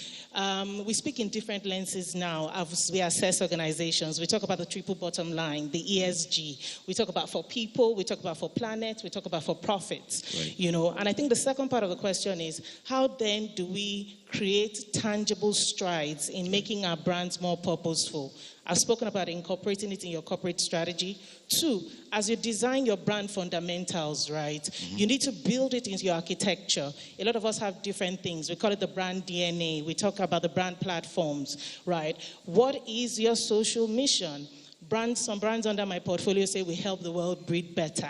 I've seen other people say for the good of mankind. I've seen for beauty, a lot of social leaning. So we need to check as we craft our messaging how socially purposeful are a lot of our pillars. Number 2, as you build your activation platforms, right, and your campaigns, it is also important to dedicate some distinct pillars to actually drive social purposes. And I've seen amazing brands do it, even from competition, Promasidol and the Cowbellpedia, Tom Tom and the Breathe Academy. I've also seen amazing platforms from Nestle, for example. And I think as we drive awareness, as we drive consideration, as we move consumers through the experience funnel, I think it's also important that we're leaving a piece of our hearts, a piece of hope, a piece of inspiration, in those consumers. For every naira giving, some hope, some inspiration, and some thinking that someday it will all be all right. Yeah. Interesting. Thank you very much. That's a masterclass when it comes to purpose-led marketing. Quick question. Yes. This professor you keep referring to, is that professor somewhere in this room? I think she's somewhere on this. I'm just somewhere curious. around. I'm kind of curious. Yeah, I think I can feel it. Dr. Latu is actually, she's actually an academician as a practitioner, and I dare say I'm honored to be on the same stage as herself. A big round of applause for the doctor, please. So, Dr. Tola, real quick, I could see that you were itching to speak on this, conversation about brands and purpose. Yes, thank you, Morolake. I really do appreciate that. I think from the point of view, you've given a lot of insight into that. I just want to add that when we say what our brand will do, what does it really mean to the consumer when we say we leave the brand essence? Let's take the example of maybe a malaria initiative. I produce a product that helps you to kill the mosquitoes. But when I come behind the malaria initiative of, what causes malaria, how can we reduce or eliminate the malaria subject itself? Yeah. Then you are driving your marketing from a purpose-led point of view, because you have not only sold to me what can stop the how do we call it? The illness. Yes. But you have created something to stop the illness from happening. Right. Meaning the purpose of the product itself. That doesn't mean your product is going to stop selling. But from a consumer point of view, I feel that you care. She talked about the soul. That is when your brand really then does have a soul. That is when you care about me. That is when I feel that you are concerned about the causes of malaria itself. That won't stop me from buying the product. It just shows that you are in the forefront fighting the malaria issue itself. Then you are advocating. You are conscious, and I mean. Yeah, we get I think Moralaka has done a good job. No problem, doctor. I know that if we allow you now, you will just start throwing down here. By the way, she's got a PhD. She's got a PhD in marketing. Amazing. Kemi, don't worry now. I was coming to you. So.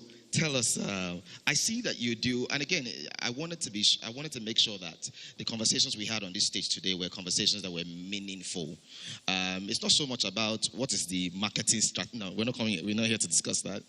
Still on this conversation about purpose, one of the things I think about is I see that you do some mentoring within the industry. There's a lot of young people who you get the opportunity to speak with and lead. How would you say that representation, specifically now, is in the industry? There's a bigger conversation about representation, whether in public service at the highest level and so on and so forth. How do you think we're doing as an industry?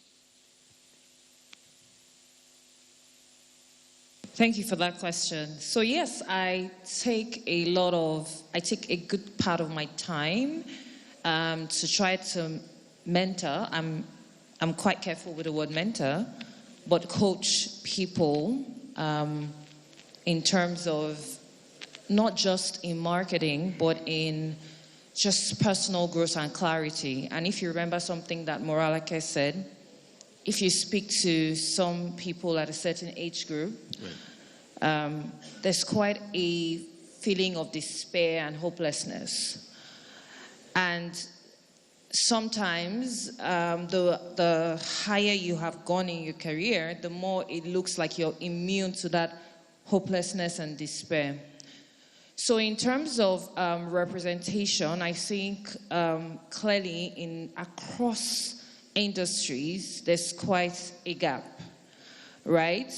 However, I think if you look across organizations, There are very many women networks. There are networks for people that live with disabilities and all of that. So there are efforts everywhere for it to happen. I think the imperative is on people who are ahead as leaders and to also put in their quota into just picking one person, two people, or a platform to say, hey, this is how I want to give clarity back to people who don't have it. Right. This is how I want to help people who maybe look up to me. And sometimes you need to help them understand that even you don't have it figured out. Right. And just that conversation of, look, like I tell people that I coach, we are all just shaboos in it. Well, stop putting yourself under too much pressure. It's okay to have a plan. Right.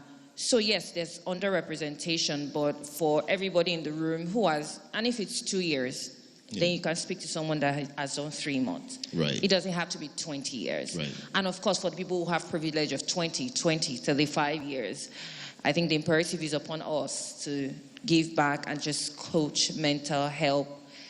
Just one person, you don't have to do 50. Yeah. Just help one person get more clarity with their journey. Interesting.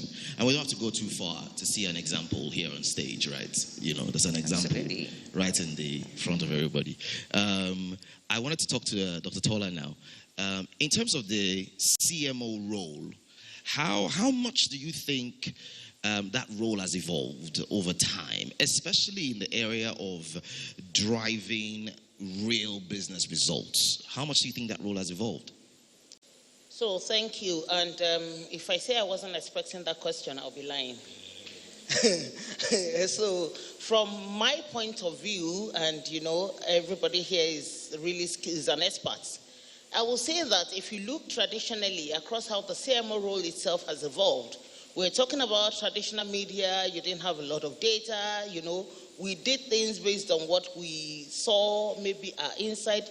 But in today's world, there's so much data available that, you know, the succinctness, the level of precision that you practically will have today has enabled CMO to become better at doing their jobs. You practically can determine the foresight, you can determine the growth of an organization. As a CMO, you have that much power to say, this is how this business will grow in the next 2-3 years, this is where growth will come from, this is what we're going to do, and this is how we're going to do it. Why? Because you are now dealing with a lot of data. Analytics are there. You have a better understanding of the consumers that you're dealing with. Now, in today's world, I don't think anybody will say, I do not understand my consumer. In fact, the data you have, you're struggling with the data to catch up with that data. Right. You're practically struggling to catch up with that data.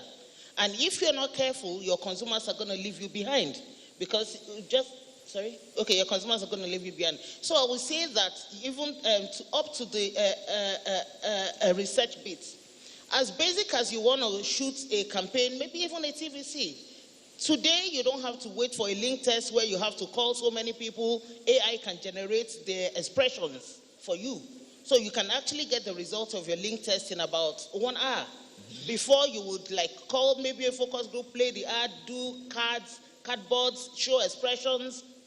Today, the role has evolved so much that in every aspect of the marketing role, even to your cross-functional teams, right, there's so much involvement, it's so much better, and you have that much level of clarity into what you're doing. So more for me is the level of insights which you have to become a better manager for your brand, give better input into the decision making for the growth of the organization, and become a better marketer yourself in the fact that you have understanding into the impact of your campaigns, how it affects the consumer, where it is going, because now you know that you can now track better the KPIs.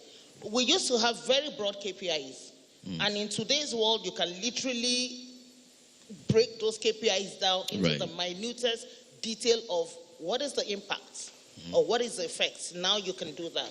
Interesting. Thank you very much. the point you made about AI, which I do know that there's a session later on in the day. I think it was Dr. Emmanuel Agu, one of my fathers in the industry. And I'm sure that that's the session everyone is looking forward to. Kemi, what's your take on this evolution of the CMO role? So I'll say the CMO role has moved from just being someone who communicates the brand message, which was what it was, to someone who creates consumer experiences. The second thing I would say, it has moved from just, you're just sitting down there responsible for the advertising, the brands, to being someone who actually drives business growth. So you see a lot of CMOs also manage functions like revenue growth management, because your brands have to drive growth. That's the lifeblood of the business. So it's not necessarily about advertising. So you see marketing people now having to do courses like finance for non-finance, because you need to understand that your brand has a P&L. So it's moved from just being that person who does advertising or leads advertising or just puts a brand message out there, into someone who drives business growth and charts the course of the company's vision. Thank you. Thank you very much. I've just been told, let's please send in your questions. I hope, please, can you put on the QR code so that we can start getting into those questions and we can get into them as quickly as possible? Yeah, so what we want to do is, the essence of this conference, as we all know, is to get as much information and engagement. So we want to crave your indulgence in the audience and those at home to please scan this and also throw in your questions so we can make the maximum use of our panelists. Can we have the code? Yes. So you have that, and you have a section in the app, that's the Slido app, so you can actually send in your questions so we can go through it and push it out there. Please, we need your engagement, we need your questions. A lot of topics that we can touch on, especially when you have the CMOs on stage. We're looking at the opportunities for those of us who are practitioners or those who are clients. So let's get those very difficult questions asked so we can get a very engaging conference. Thank you. All right. Moraka, you wanted to say a few words? So I think, just like Kemi said, one of the greatest insights in the shift, in this particular role is the fact that you're no longer just responsible for customer or consumer acquisition or retention, right? You're now being tasked with the role of being a business integrator, influencing business decisions, right? I think the role of strategy is very critical, because on that particular seat, you're tasked with shaping the future and the direction of growth for the business. Then marketing was largely responsible for driving awareness campaigns. But I think part of the things that Dr. Elatsui alluded to is the fact of proving, or the need to prove, immediate and tangible results on investments. And I don't know if I have any of my commercial or sales colleagues here, proving almost instantaneously how your activities are driving immediate sales. So I think more importantly than so, as a CMO, you are actually the heart of business management. And it's so beautiful to see a lot of us cross into more commercial roles, leading the organization itself. Marketing itself is the start of the business value chain. Thank you. Thank you very much, Morake. I'm going to stay on you real quick. I have a question here regarding regulation. What would you say? Why are you chuckling? Don't worry, it's a safe space. It's a safe space, right? Mr. Chairman, sir? I hope so. It's a safe space. So what are the challenges? What are the challenges you currently have? The essence of this forum is to be able to, have those conversations. So tell us, what are some of the challenges you're having when it comes to regulations?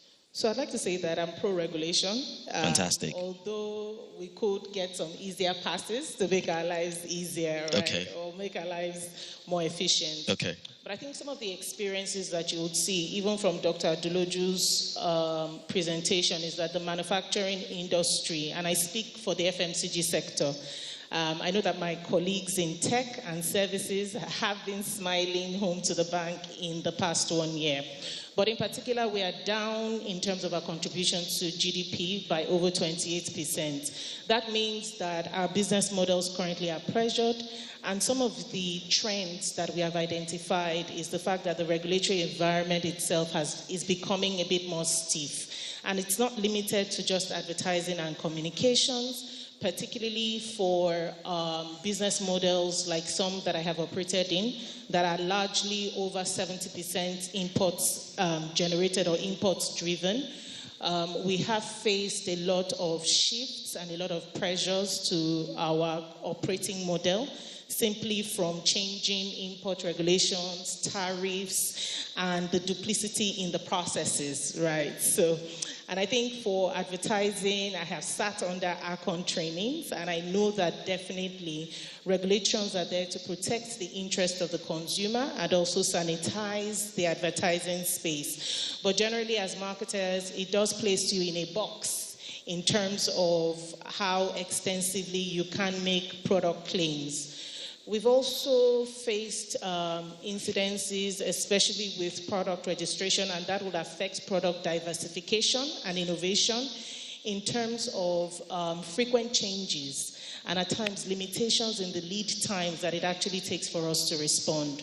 For any innovation practitioner here, and I've been privileged to launch close to over 20 food products, one of the most impactful one of the current realities of product development is that it takes you roughly about 12 to 18 months to develop a product that will succeed. And in those 12 to 18 months, you actually have an additional 2 years to actually nurture the mix to stand. And when the dynamics change within the funnel, then you are placed with complexities on how to consistently evolve the product. Remember that every product first starts with an idea, and it starts with a promise that a promise to solve a consumer need. But then you then take that idea into product benefits, product ingredients, sorry, please, let's not have an innovation class or an ITM class here. So I think helping us make some of these environments a bit more clear and a bit more supportive would be critical. I think the final point I'd like to call out is the overlap of functions, duplicity of efforts. I do know that every government parastatal and regulator has its creed, has its ethos, and has its purpose. But I think for manufacturers, the ability to streamline some of these functions, would make it easier or make it more efficient for operations. For the opportunities, I know Dr. Aduloju spoke to creating or accelerating some of our trade-free treaties. Right. Manufacturers like ourselves are looking forward to the acceleration of AFTA. I understand that it's in phase 3. Some of our colleagues in other markets outside Nigeria are benefiting from that immediately. We're hoping that the import authorities can also look into streamlining some of their processes. I think what is important for me is also how we get a supportive roadmap, especially as manufacturers, for the execution of some regulatory policies, right? I was just doing a rough deep dive of the manufacturing sector. Roughly about 767 manufacturers shut down in the past 1 year. We've seen the exit of a lot of foreign investments, especially in the manufacturing sector. We're seeing a lot of restructuring efforts that is not quite clear in terms of the future and the sustenance of the industry.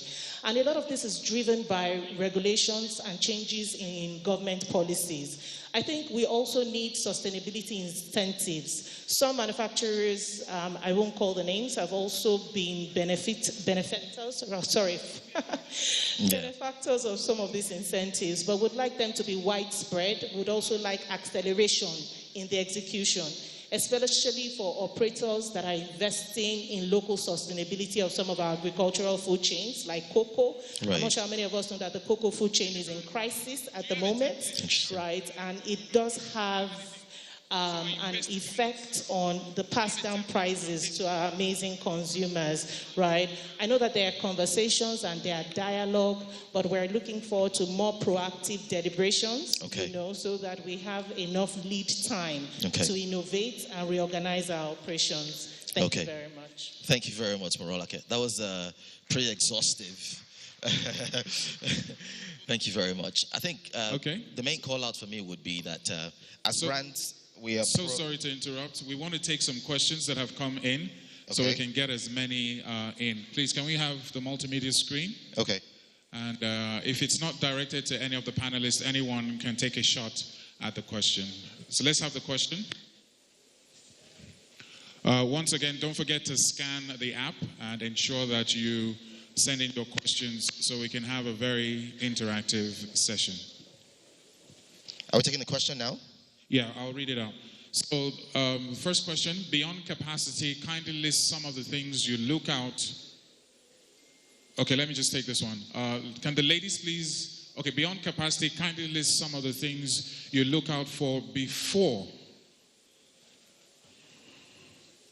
Okay, now they're just messing with me. Okay. One second. Okay, let's just take this one. The questions are coming in, so let's take this one. Okay. Can the ladies please give us examples of how you're using technology and culture to drive changes in your roles as CMO? I also want to crave the indulgence of our panelists to make the responses very brief so we can take as many questions and responses as possible. Any of the panelists can take this. Thank you. The role of technology in driving culture. Okay, let me start, right? So I think technology is forcing a lot of us... Sorry, Morolake, I apologize. Dr. Tola, would you mind taking the point on culture, please? Yes, and then we'll come to Morolake. Let me do a quick one on culture. So when you look at the contents that we consume every day, I'm sure that when we see something that resonates with us, something that looks like us, something that resembles what we do, something that embodies our values, our opinion, there's an affinity that we build towards that brand. That is exactly how culture is to brands. Because you want to study the nuances, the language, the look, the feel. All of that is what is embodied in how we infuse culture into the conversations that we hold, into the campaigns that you see, into the content that you consume every day. And when we are able to relate or entrench our brands, because culture is a new marketing spend. That's what we're all spending right now, culture. How do we entrench culture? How do we make the consumer feel like we are with you? We recognize you, we acknowledge you, and we want to infuse your values, your ethics, your nuances, your language into the things that we do. So that's how we infuse culture into the conversations that we have, and it builds affinity. One of the things it does is builds affinity. And if you notice, a lot of brands are going that route today. Even a national brand you see, there's some level of conversation that happens within the culture that, let's take the beers, for example. The beers have done a really good job in that space. The beers have done a good job, not because you won't find the beer anywhere else, but when you look to the south, it speaks to the culture of the people, it speaks to the environment, and they're like, we are for you. When you go to the east, there's another brand that is made specifically for them, and that drives growth, yeah? That drives the affinity towards the brand, and that drives the acceptability of the brand. Thank you very much, Doctor. Kemi, would you take on the tech question and how that has affected how you approach marketing? Right. The question is around how AI has affected how we approach brand management. So what that AI does and because I think we're still learning it and it will still continue to grow.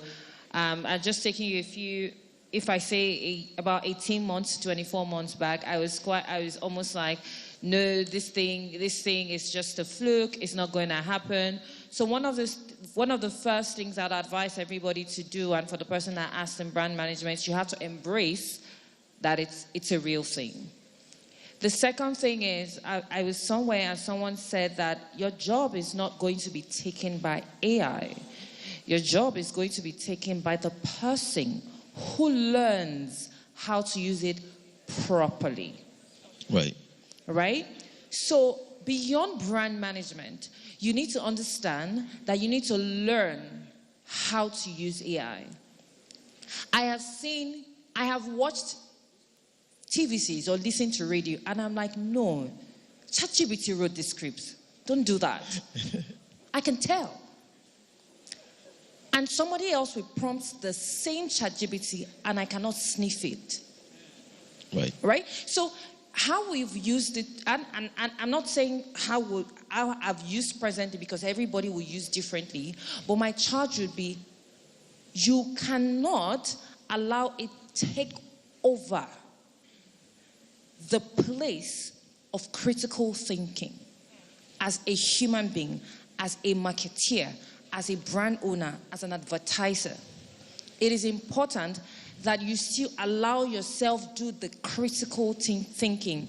I use ChatGPT a lot. I use Gemini. I use Meta AI. I use quite a lot. I heard Snapchat has AI. I'm like, okay, I'm not sure I want to go that far. But I ensure that I've done my critical thinking. Because one of the things AI does for me, even without brand management, is it helps me improve my productivity. I want to have visitors in my market. I need 4 of them to go to 4 different places. I don't want their cars to clash. I don't want them to be in the same outlet. I prompt the chat. It gives me my series. I send it to the logistics person. I don't have to think. So ensure that whatever you're using your AI for in your brand management, you do not remove the place of your critical thinking. Because I always tell people, when we get into our PowerPoint mode, I said you're dealing with human beings at the other end of things. Right. You're not dealing with numbers. It's easy to say, so we're going to reach 15 million consumers. You know what we say in the meeting rooms, right? We're going to reach 15 million consumers, and you put people down to numbers, and you try to start to treat them like machines. Let's not make, AI is supposed to support, help us make our work better, improve our productivity, help us bring together that critical thinking that you innately have as a human. Right. So bring that critical thinking, all of the great stuff you have as a human, and merge it with what technology has to offer with the advent of AI. All right, thank you. That's all we have for now, yeah? Yes. Thank you very much. Thank you very much, Pete. To our panelists and, of course, our moderator, Eitai Olaimi, did a great job there. A quick photo up before we move on. Like I mentioned, we are pressed for time. A couple of our speakers, panelists, who have flights as well to take. I think there's more. How many people came from Lagos or outside Abuja? Just signify. I want to pay for your tickets, courtesy airpiece. How many? So, how many of you? You people are doubting me because I'm holding microphone. Do you know who I am? I don't even know who I am. I'm still trying to figure it out. Once again, thank you very much to our panelists. A round of applause as they make their way off stage. Have you taken the picture? Okay, so while we're waiting for them, don't forget this is a very interactive conference. It's all about technology. Can we have the barcode on the screen again? We have trivia as well. We have some giveaways. We can't give away enough, but it's just a way to engage you and encourage you and those who are here as well for the very first time. Those of you joining us from the comfort of your homes and offices, thank you so much for being part of this. It's still the National Advertising Conference 2024, the 4th edition, as we navigate the shifts, which is the theme for this year. We've had the pleasure of opening up this event. Yesterday was, of course, the fireside chat with Dr. John Momo, the Chairman Channels Group, and we've had the opening ceremony. The Honorable Minister as well has spoken. But up next, we are making a case for agency consolidation. As we well know, this happened in the banking sector, and there's even the talks of consolidating further in 2025. But can this work for advertising agencies? Can it work for media organizations where you have maybe 3 or 4 radio stations coming together to form a superstation, or 3 or 4 television stations coming together to consolidate? These are questions that we need to ask. These are possible and very possible things that could happen.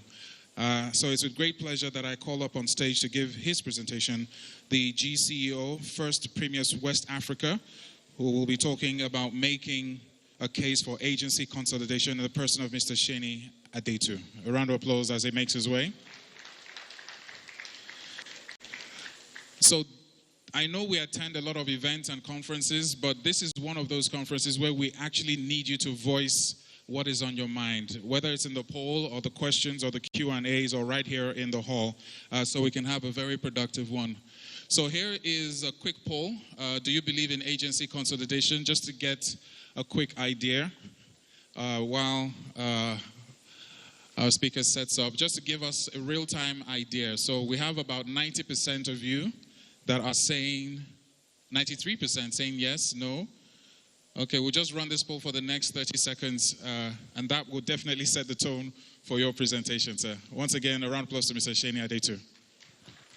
If you don't clap for me, I won't present you. I'm not getting paid for this. I'm a businessman. I'm not getting paid for this. You don't clap, I go back and sit down. Thank you for that. Sorry if I feel underdressed. All of my life working with on the client side, I was in suit and tie and all of that. And I thought coming to this industry, I could sort of, soften that. But I see my brother here with the men now suiting up, and I'm wondering, am I doing the right thing, or do I need to come for some tutorial on that? But it's good to be here. Can I have the presentation up, please? Can I have the presentation? So we want to make a case for agency consolidation. And somehow, I think that this is coming on the back of the conversation we had last year, where I very passionately suggested to the industry that there was so much fragmentation happening. And as a result of that, we were leaking, if not destroying value. So today is just to explain to you a little more about why we need to think about this. I'm not prescribing anything to the industry. And by the way, this is not about talking about the big eating the small. So it's not about the case for Sibabeko to buy every advertising agency in Nigeria, or for Sheni Adetu to buy anything. It's not at all. We don't even have to do anything. But at least hear from me. I say to people, I'm so privileged, blessed to have done 30 years on the client side, and I've done 7 years on the, should I say, agency side. Even if I'm the dullest of human beings that God created, I will know a thing about or two about both. Don't you agree? So that's what I want to share with you. And like I said, it's up to you. It's up to the industry. But I'm really, really convinced that that's the next big thing that must happen in this industry, without an iota of that in my mind. I hope this can control that. Is it changing at all? If I point to the back, I'm doing that. Is it changing? It's not changing, no. Is it changing? Excellent. Okay? When anybody asks you about business, why are we in business? Please don't talk any grammar. We're in business to deliver superior shareholder value. Full stop. We're in business to drive profitable growth. Business is about making money. And for me, I have no doubts. If I'm not doing business, I'm not making money, let me sleep and enjoy my life at home. Some of you don't even know. Some multinational companies deceive you. Every time I'm going to say a lot of stories that are personal. Oh, by the way, some of my clients are in the room. If I talk about the things that clients are not doing well, I'm not reporting you. So that I don't go back on Monday and you said this, that it's not you. But let's just talk. Let's be honest with ourselves. You see, if you see even multinational companies that tell you that they're doing some CSR, so they decide to repair a road in a community, you will think that it's not about business. You celebrate them. But then you just find out down that same road, they have a depot. They need their trucks to be able to move smoothly, I will imagine, on the road. The same thing, somebody says they're drilling borehole. When you inspect and really, try to validate what they're doing, you find that they're making that either soft drinks or beer. So even doing good in the community is good business. That's the bottom line about this. And I wanted to say that for me, what will qualify as a good business? What will qualify as a good business? Number one, that business has to be built to last. So every time people say, oh, RTB school was a good business, I ask them, where is it today? About 4 years ago, I was in the hall at Eco Hotel when Coca-Cola, as in NBC, celebrated their 70th birthday. 70. So they're probably about 73, 74 years. That is a good business. You know what I'm talking? 74 years of doing business in Nigeria. That's a good business. a business that is built to last.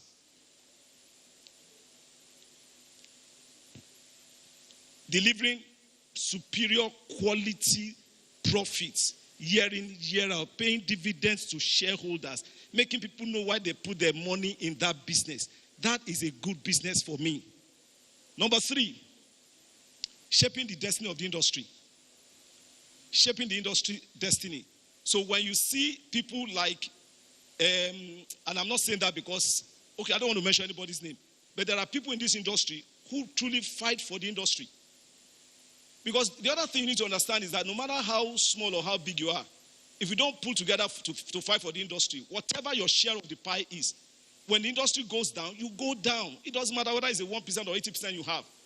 So we need people that can shape the industry, how we engage the government, how you engage the regulators, how you etc., etc. That's what I mean by shaping the industry. Talent for the economy. I know some companies, even on the side of the clients, that will say, I don't train people, because at times I train them on Monday, I train them on Friday, on Monday they come back and resign. So what? So what? Look, you get to know that you're a good business when you can close your eyes to the fact that for every 10 people you train, 2 or 3 are going to leave you. So what? That's how you show that you're a big player in the industry, any industry you are in. Finally, strong governance. Strong governance. By the way, there's no substitute, no technology in the world. We're talking about technology and culture. No technology in the world can substitute for a structure in an organization. In fact, your technology is meant to enhance the quality of the structure that you have to ensure that certain things give you the sort of efficiency that otherwise without technology you will not have. Is that making sense? But some people are just in this technology. If you tell them, what is the hiring process in the organization? We don't have one. How do you decide? Some companies don't even have the company manual, employee manual, but they're talking technology. So I repeat, technology has its place, no doubt. But without one of the things that I really enjoy is even when somebody has to leave my company and they come to me and say, you know what, I'm leaving for Canada, whatever. But okay, I have to tell you that one of the things I love in this company is structure. I hate to say that there's 6, 7 of my people in this room today. And that is the truth. Just try it. Get structure into your organization and see where that helps. So let's see where we are in this country in terms of making a case for agency consolidation. I'm not a politician. Everything we're saying this morning was too politically inclined for me. Even the man, good friend from NESG, I think maybe there was a minister representative in the room. He was too glossy. I hope he's hearing me. Too colorful for my liking. I'm a direct speaker. It doesn't matter what side of the political divide you belong. The company, I talk company a lot. The country is sick economically. You say why?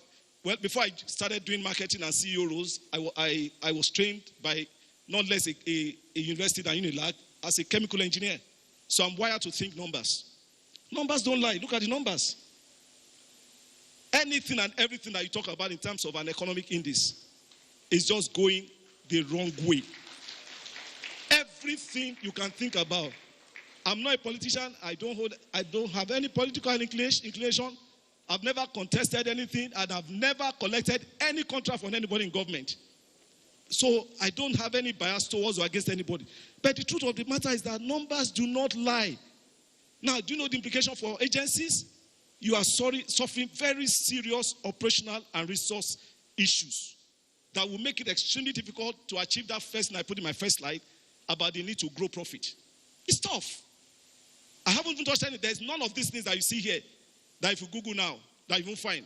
So what I did personally, well, one of my guys gave me this slide, and yesterday before I come and show it, I Googled, I said, what was the average inflation in 2022? He gave me the number. What's the average inflation so far? He gave me the number. Any of you can Google that. And then we come in here and just talking. The economy is in, and by the way, the moment we recognize that, then we take the first step to understanding what we need to do. We're a bit too fluffy around how we're describing the economy. And I don't know whether some of you would agree or not, but it's a different conversation. So where do we go from now? Unfortunately, we have to, face the fact that in spite of the challenges of the economy, the issues we are facing as agencies, clients are demanding for more. And sometimes they're giving you a take it or leave it, position. In fact, 2 days ago, while I was flying, was it 2 days ago? I got a text from one of my guys who forwarded the text from a client to me. We have been negotiating for something and just sent it casually by WhatsApp. It's this or you leave it. I'm telling you. So, and of course, the reality is that you don't take it, they're going to go to the next door. There's somebody there who, like I said last year, who probably hasn't had a job as an agency for 6 months. And what you are thinking is not profitable from your perspective, he's ready to take on. We're just shooting ourselves in the foot. Is this making sense? I'm just trying to make a case for why we need to. Somebody was talking about critical thinking in terms of brand management and all that. But even in terms of our business operations, we need to really challenge ourselves. So let me create this bit of provocation in the room. So it's just very, very difficult for agencies to operate. And believe me, I'm not talking for myself.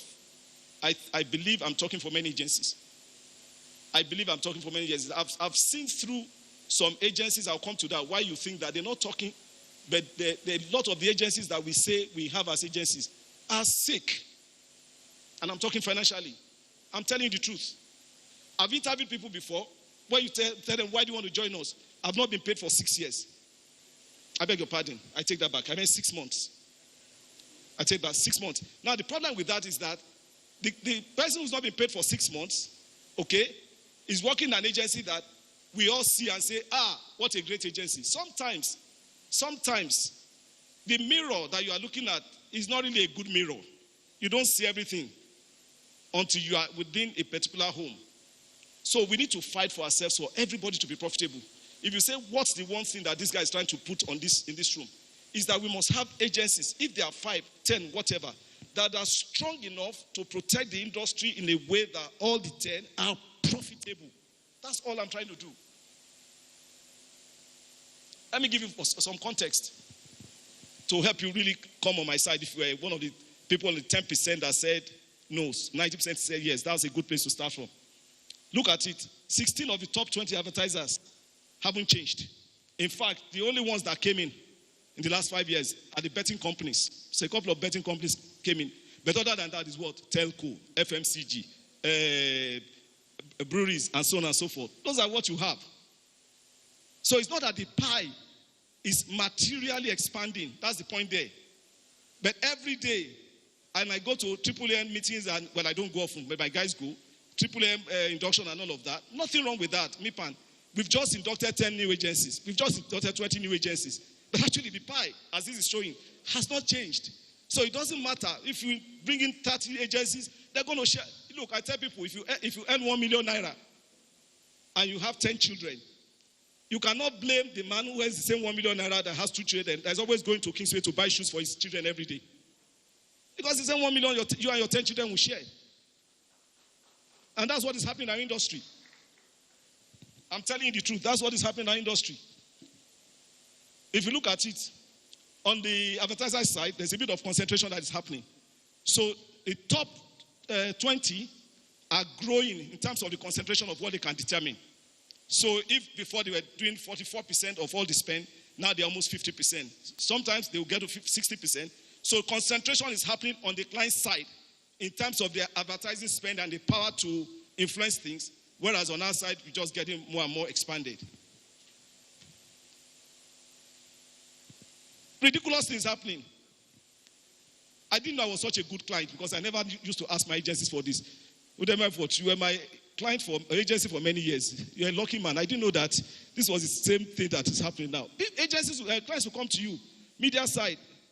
They're going to buy media today. They tell you they're going to pay you 180 days after you submitted all your invoices. Well, you're going to submit invoice only after the campaign is over. The campaign is going to be over after 30 days, and there's going to be compliance. So 180 days probably means what? I don't want to fail in maths here. It's crazy. 200 or whatever. Somebody said 200 something. It's just not. Meanwhile, cost of capital, you go to any bank. In any case, when MPR is 27.25, as I showed you, no bank is going to give you money for less than, 30%, if you are lucky. And at the end of the day, they're talking to pay you in 30, 120 days. And there are agencies in this room that are accepting that. We told off, my guys are here, we told off a client. It was going to, a big client was going to offer us 180 days. And we said, no, we don't want to do business that way. Because I've realized that doing business is not how many clients I have, it's not how many staff I have, it's how much profit I make. Because that's what I take to the bank. That's what I take to the bank. I don't take number of clients to the bank. Sorry, all the CMOs that are here. It might be more efficient having 3, 4 really quality clients. And you are profitable. And by the way, when you get so profitable, 2 things happen amongst many things. You can approach a bank and you have a lot more mouth in quote than the agency that is not profitable. With the result that you can get money at a lower interest rate, and someday you grow enough to even buy that big agency that continues to make loss year in, year out because they want to say they're a big agency. I just want you to think about some of these things this way. On the creative side, I always fight Henry.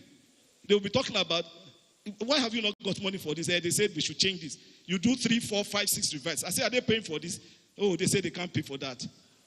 I'm new to some of these things because they don't make sense, honestly, economically. Maybe I shouldn't try to change the agency. Maybe it's me that should adapt and get to realize that, no, it's not that way. But it just doesn't make sense. The agency, the industry has to sit up. Now I understand they were not paying pitch fee before. They are paying 1 million now. Everybody's happy. 1 million naira. I don't know about you. When they're running for pitches at Ogilvy, Nigeria, it's as if the world is going to collapse. Many hours, sleepless nights. Sometimes they tell me, we live on the mainland. We can't stay because we're on the island. I pay for a hotel. Okay, we don't get it. They say, but they're going to pay us pitch fee. I say, how much? 1 million naira. Well, if only one night you stayed in the hotel, 10 of you, it's 1 million anyway. Doesn't make sense. I could go on and on. If you look at the top 12 creative agencies, top 12. By the way, we did this analysis thoroughly. It's not even a Nigerian that did it for me. We're looking at Nigerian space. So top 12 creative agencies in Nigeria only control 20% of the brands that are available to be controlled, to be managed. It just doesn't make sense. Let me show you more. All you need to do is fire somebody, Steve or Larry. The next day they say they started an agency. Thank God I worked for Coca-Cola for 15 years. If they fire you, go and start your own cola industry. If they burn you well. Or my 10 years with Guinness. If Guinness fires you, say, I'm going to show them. I'm going to start my brewery. Good luck to you. But here, whatever the person has done is left. Next day, he's gone to the agency. The next day, you see him. This was the person they say, oh, yeah, you've been inducted by MIPAN. See, it's not about you. So, I can go on and on. I'm just giving context, and I'm going to go to, what we need to do. Content. Some people tell you, what I even hate the most, there's so many things I dislike. I'm trying to get used to it. Sometimes you sign a scope of work with a client, and you agree this is what you are going to do. In the course of signing the contract and getting to bed, that scope keeps expanding and expanding and expanding. And somebody has signed a contract that says you're going to post 3 content in a week. 3 content in a week can turn to 10 content and it's saying our contract is our contract. Sometimes they blame it on your own efficiency. It's not because of you are having to go back and forth. It's because you guys don't know what to do. And meanwhile, a lot of what we do as an agency, let's be honest, some is absolutely clean and clear code. But a lot of that is subjective as well. So they come back and say it's because you haven't delivered. That's why you are doing all these reverts. So it's just not working. Now I'm hearing that some so-called consultants or consulting companies are now trying to even form their own agencies. So it's going to get really, really, really bad. So what's the summary of all of this before I tell you what I think? Okay? Believe it or not, there's commoditization happening in the industry. Okay? Commoditization happening. You don't accept, I take it to somebody else. Yeah. That's what we're doing. Talent recycling. There's a new thing that I've known in the industry now. Less so on the client side. Again, so many things. That's why I said, I can see all the differences. And by the way, I said it last year. I still believe strongly, even after 30 years with the multinational companies and 7 years here, I think the best talent actually resides in the agencies. I'm telling you. I will tell you why. The best talent resides. Look, if you're a brand manager for Coke, with due respect, every day, what you see, what you live, what you eat is what? It's Coke. Even with my experience, one client came to us with a brief. Where's Henry? About a week ago, all of us were going about trying to learn about that industry. That's how much you see the quality of talent and learning that is available as an opportunity in this industry. It's amazing. And yet, people are paid the worst. And that is also going to speak to the consolidation I'm talking about. Pay the worst relative to what the clients pay. So you can't have good talent. And it's the reason why you say that, we can't hire this person because, and it's a vicious cycle. It just goes anti-clockwise. You can't hire because of this, and because of that, quality is not what you want, because of that, client is not happy, because of that, We just need to break that vicious cycle somewhere. I talked about disrespect. My guys know that I don't take that from clients at all. I don't take it from any client to disrespect my staff. They are here. I've had to walk out of a deal because of that, because repeatedly we couldn't get the client to understand that there's a better way you can communicate to, human beings, Nigerians, well-educated people like you, without shutting down their throat for the fact that I wanted a pink color, you put a blue color. So I don't tolerate that as a person. That's my own personal thing. And it's not because I'm so comfortable. It's just that, again, I talked about shaping the industry. 1, 2, 3 people have to stand for something good in the industry. And that's what I'm trying to do.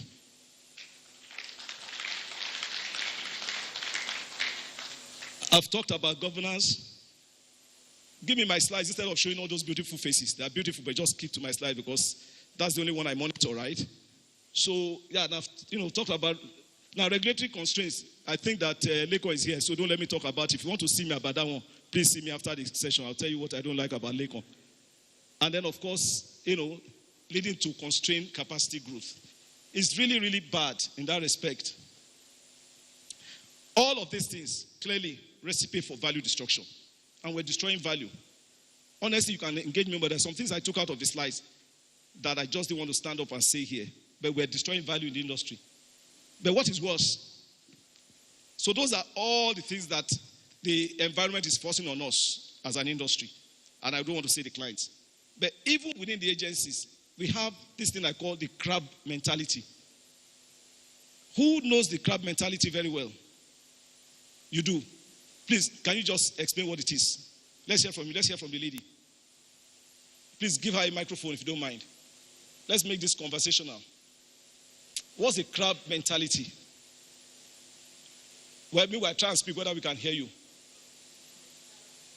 Okay, mic is coming. Mic is coming.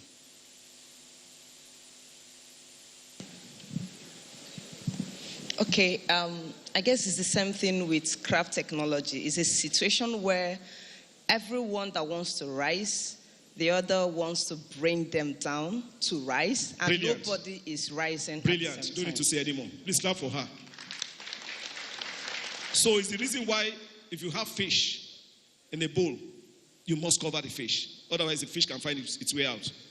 But crab, you can leave it open forever. Because once one is climbing, it's one of the other ones at the bottom that is going to use its, should I call them fingers, to pull it back. It's called the crab mentality. That's happening a lot in our industry. Let me show you what is happening. And I'm going to summarize the aha of this with this. I did a comparison. By the way, these are actual numbers. In fact, this is what Tunji sent for Nigeria last year. They reported about the 605 billion naira in terms of advertising spent for Nigeria. I was in South Africa all of last week for a conference, so I know the numbers. We have colleagues in Kenya. See how much is in South Africa. 300 and so that's 3 billion, right? That's $3 billion. That's 302. I'm talking about South Africa. Look at how many agencies. 27. So we are about 10 times their size in terms of number of agencies. But look at the size of the pie. 420, about 1/10.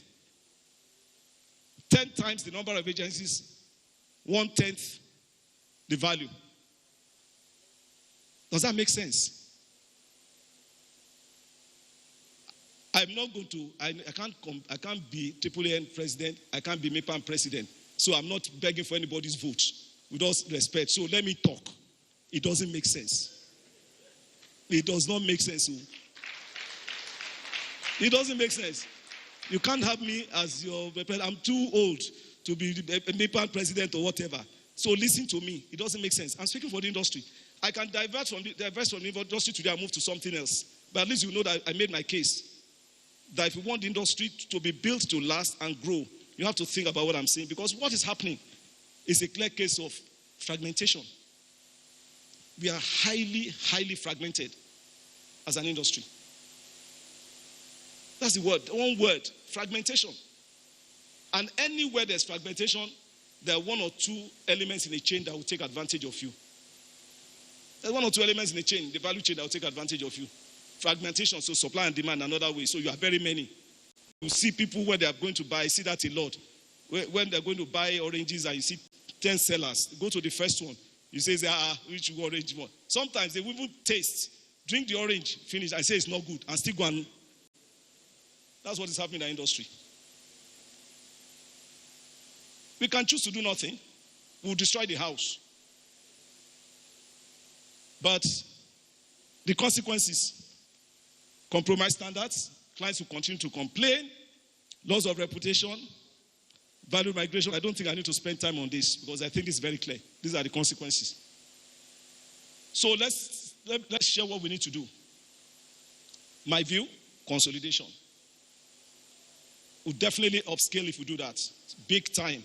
Then we can attract the right talent. I was talking about good talent in agency world. They're migrating to clients, but not because they don't love the environment of agencies.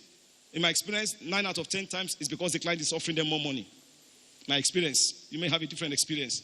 And so how do we keep quality talent with us? Investments. So pulling together means that your 1+1, we have more capacity to have the resources that we need to be able to pull and invest. Okay, that should be clear. So healthier business. We're supposed to provide thought leadership for clients. Then we can invest in doing that. It's not all the time that the client should come to you and say, here's your brief. One of the things I love the most, and I think if Austin Fomba was here, was my marketing director when I was running Guinness. One of the things I love the most, unfortunately, Femi is here, was an agency, and not because Udeme is here. Udeme did that. First, sometimes he came to me in the house. I would say, Sheni, have you thought about A, B, C, D, E? I've not briefed him about that. I said, how do you know? He said, no, my guys were in the trade the other day, and they were drinking, and they saw why. Udeme was doing that. Ask him. He'll come to my house. And I love that. That's thought leadership. I then trust him more than somebody who's just coming to know. Okay, you people have not done a campaign in the last 1 year. Was I born for campaign? So these are things that I think we need to do now if we consolidate and make more, healthier things. And then new capabilities, tools, processes, the sort of things that you see abroad that we can't even put in here. So 1+1, in my view, is about generating more value. Let me quickly talk about mergers and acquisition, how I see it. There are different types. So now we're closing. I'm just telling you there are different types, okay? And we can do none, as I said. It's true. I'm just giving you what from experience. There's the one that is a total merger where A and B come together and form a different company that is called C, and they both have stakes in that company based on the value, the valuations, and all of the things that people know. And by the way, there have been mergers in this industry. I'm not saying that there haven't been, but it's just not at the scale that we need to take it. Is the point I'm making.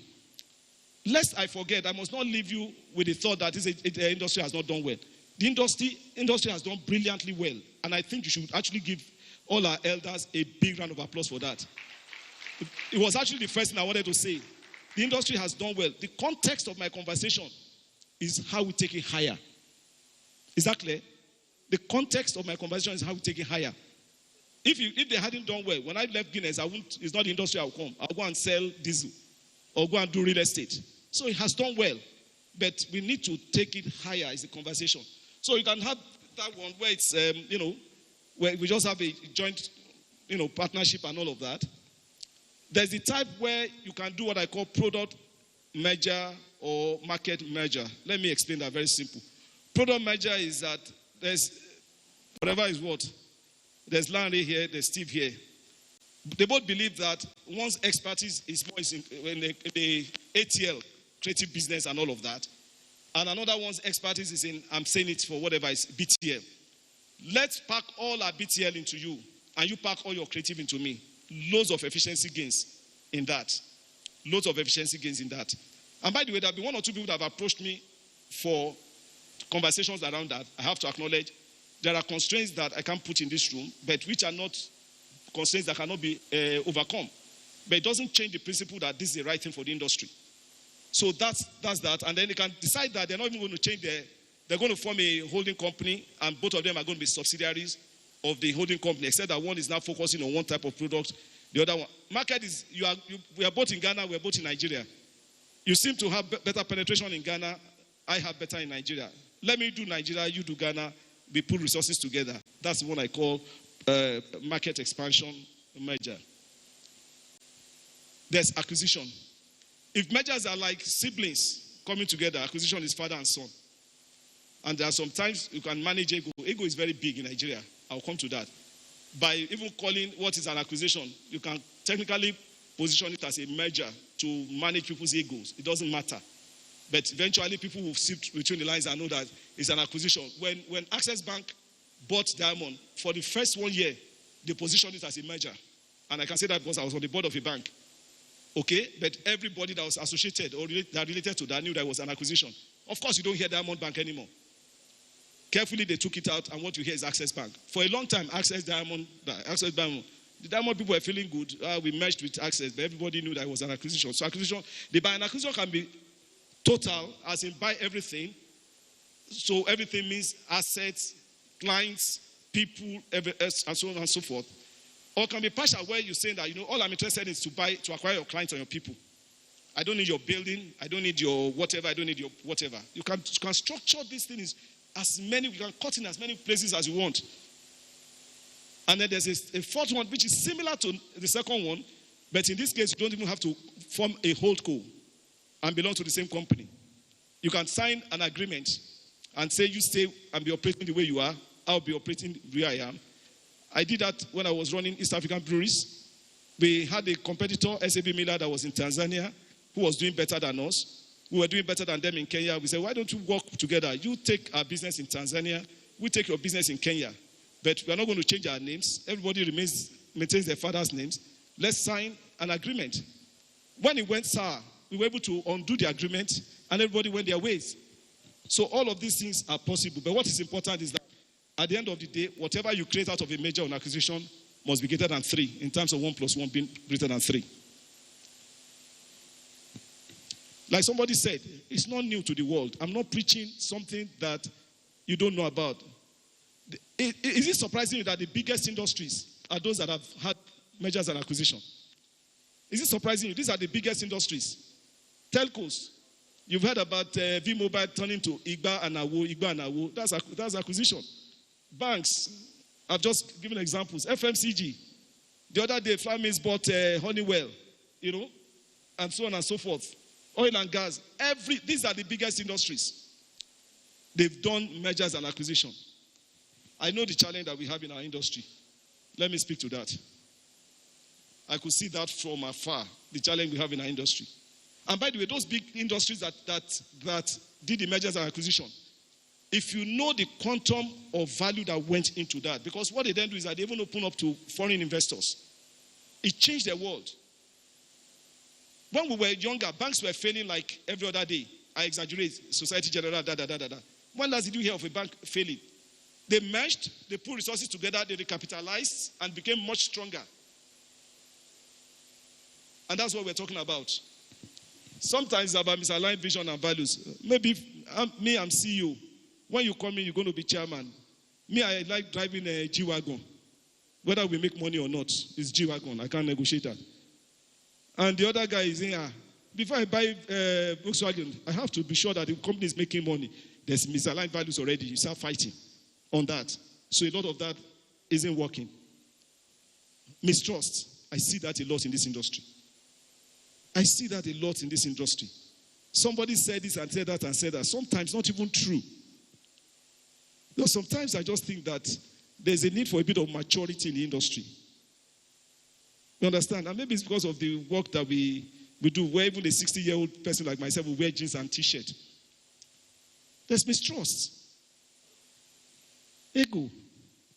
You know, I was saying to Tunji when we were speaking in my office, I said, sometimes Nigerians just want this thing about, I own everything, I own everything. And I say, mathematically, when you own everything, and everything you own, that you own, is nothing, is zero. Well, 100% of zero is zero. That's not my own mathematics. It's general.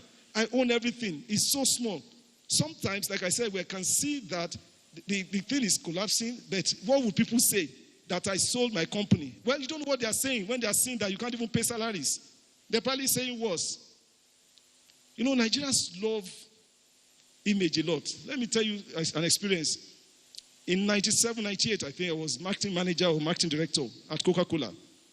And they were going to launch a campaign for Sprite. And the campaign was, image is nothing. Thirst is everything. Obey your thirst. Drink Sprite. Image is nothing. Thirst is everything. Obey your thirst. Drink Sprite. I went to Atlanta to make a case for don't run this campaign in Nigeria. And when I got there, the global marketing director, global media director said, why? I mean, guys in Kenya and South Africa have said yes. I said, you say image is nothing. In my country, image is everything, no? If you are listening. My nephew got married about a year ago. He works for SAP Miller. He doesn't mind that I share this. He's doing well. He has 2 cars. When I was going to get married, he came to the uncle, just so that you know, it's your Range Rover I'm coming to use for my introduction, no, not engagement, no wedding. He has his own cars at Toyota Corolla, young man, 30 years old, good for a young man, need Toyota Corolla. I said, no, uncle is your own. In fact, well, to God's glory, because I have to. And at that time, I had just bought one. He insisted that it's the second one he was going to use, the new one. Image. You don't know what we say. We say when you see a t-shirt on anybody, anywhere in the world, and you say to the person, I like your t-shirt. Most likely, anywhere, most likely the person will say, oh, this one, thank you. You see the same t-shirt on a Nigerian, and you say, I like your t-shirt. You say, this one, I have 10 more like that. You haven't even asked any question. You haven't even asked any question. I have 10 more like that. So I said to in my country, image is everything. And that's what is happening to us. Ego. Image. We will need to shelve that. Look, me, I can buy and sell anything. No.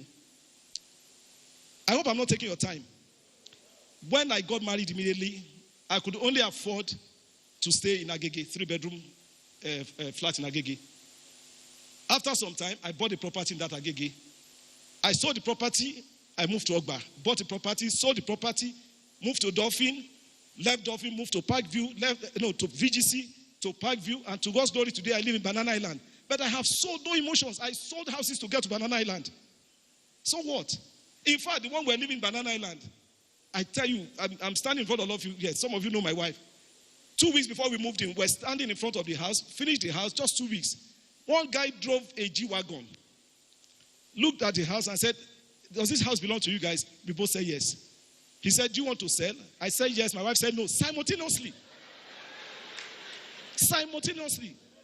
And the man was a nice guy. So he knew that he might not have discussed. He asked again. I said yes. My wife said no again. Simultaneously. So I looked at her and said, who is going to lead this conversation? She said, nobody. We are not selling. But left to me, we are not even moved in. Because to me, everything has a price. I don't have that ego. Pay me money. I know what to do with money. My name is Owosheni. Anyway, so separate conversation. It's true. I didn't name myself. Pay me money. I know what to do with money. Anyway, to close. Give me my slide back. I want to close now. I guess the point. Give me my slide, if you don't mind. I've talked about the fact that we need to consolidate. And it's about leadership. I've got 2 more slides after this to say, look, less for us as an industry, believe me, it's going to mean bigger, better, bolder. There's no value in spreading ourselves thinly. People are just going to take advantage of us. That is the truth. That is the truth. And that's what is happening. And the value leakages, I hope I've demonstrated. Secondly, let's focus on what we can change. We complain a lot in this industry without focusing on the big things. We complain, we talk about things that, okay, the economy is bad. It's what it is. We can't change that. But this is one of those things we can put in the bucket that we can change as an industry. Okay? I knew this long ago. There was a time I was at Coke again. I went to Kenya, and my volume wasn't doing well. I was making a presentation in the division office, and they told me, why are you not selling Coke in Nigeria? Why are you not doing well? And I said, if you know how it is raining in Nigeria, boss, it's raining. This was Stuart Eastwood. Maybe you had joined at that time. Stuart Eastwood anyway. Solid mice. He said it's raining. I didn't know that he has his data.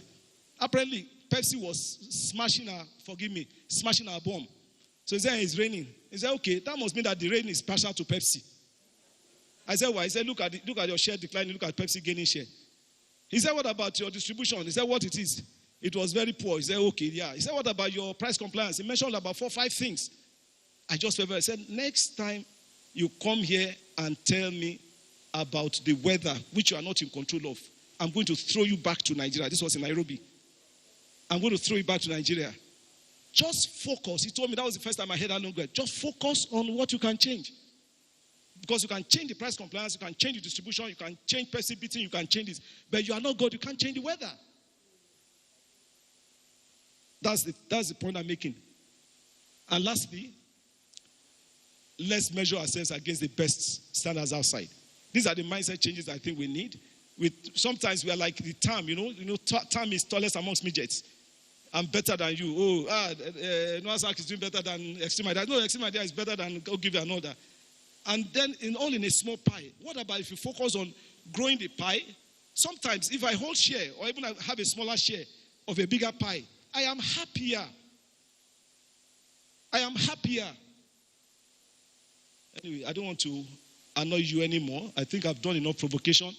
We're going to get what we hit at. And that's what I wanted to say for today. But thank you very much.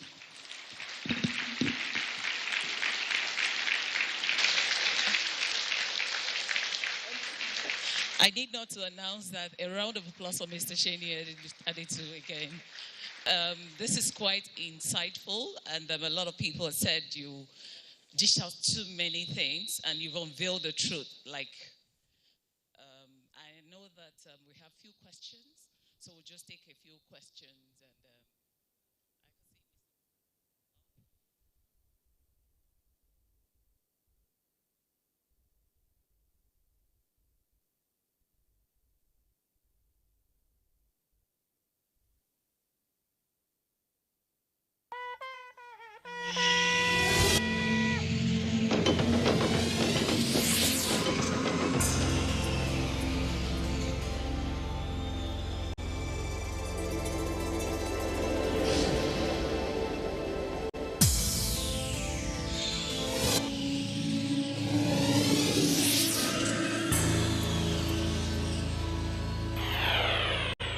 And NTA, you can't beat the rich.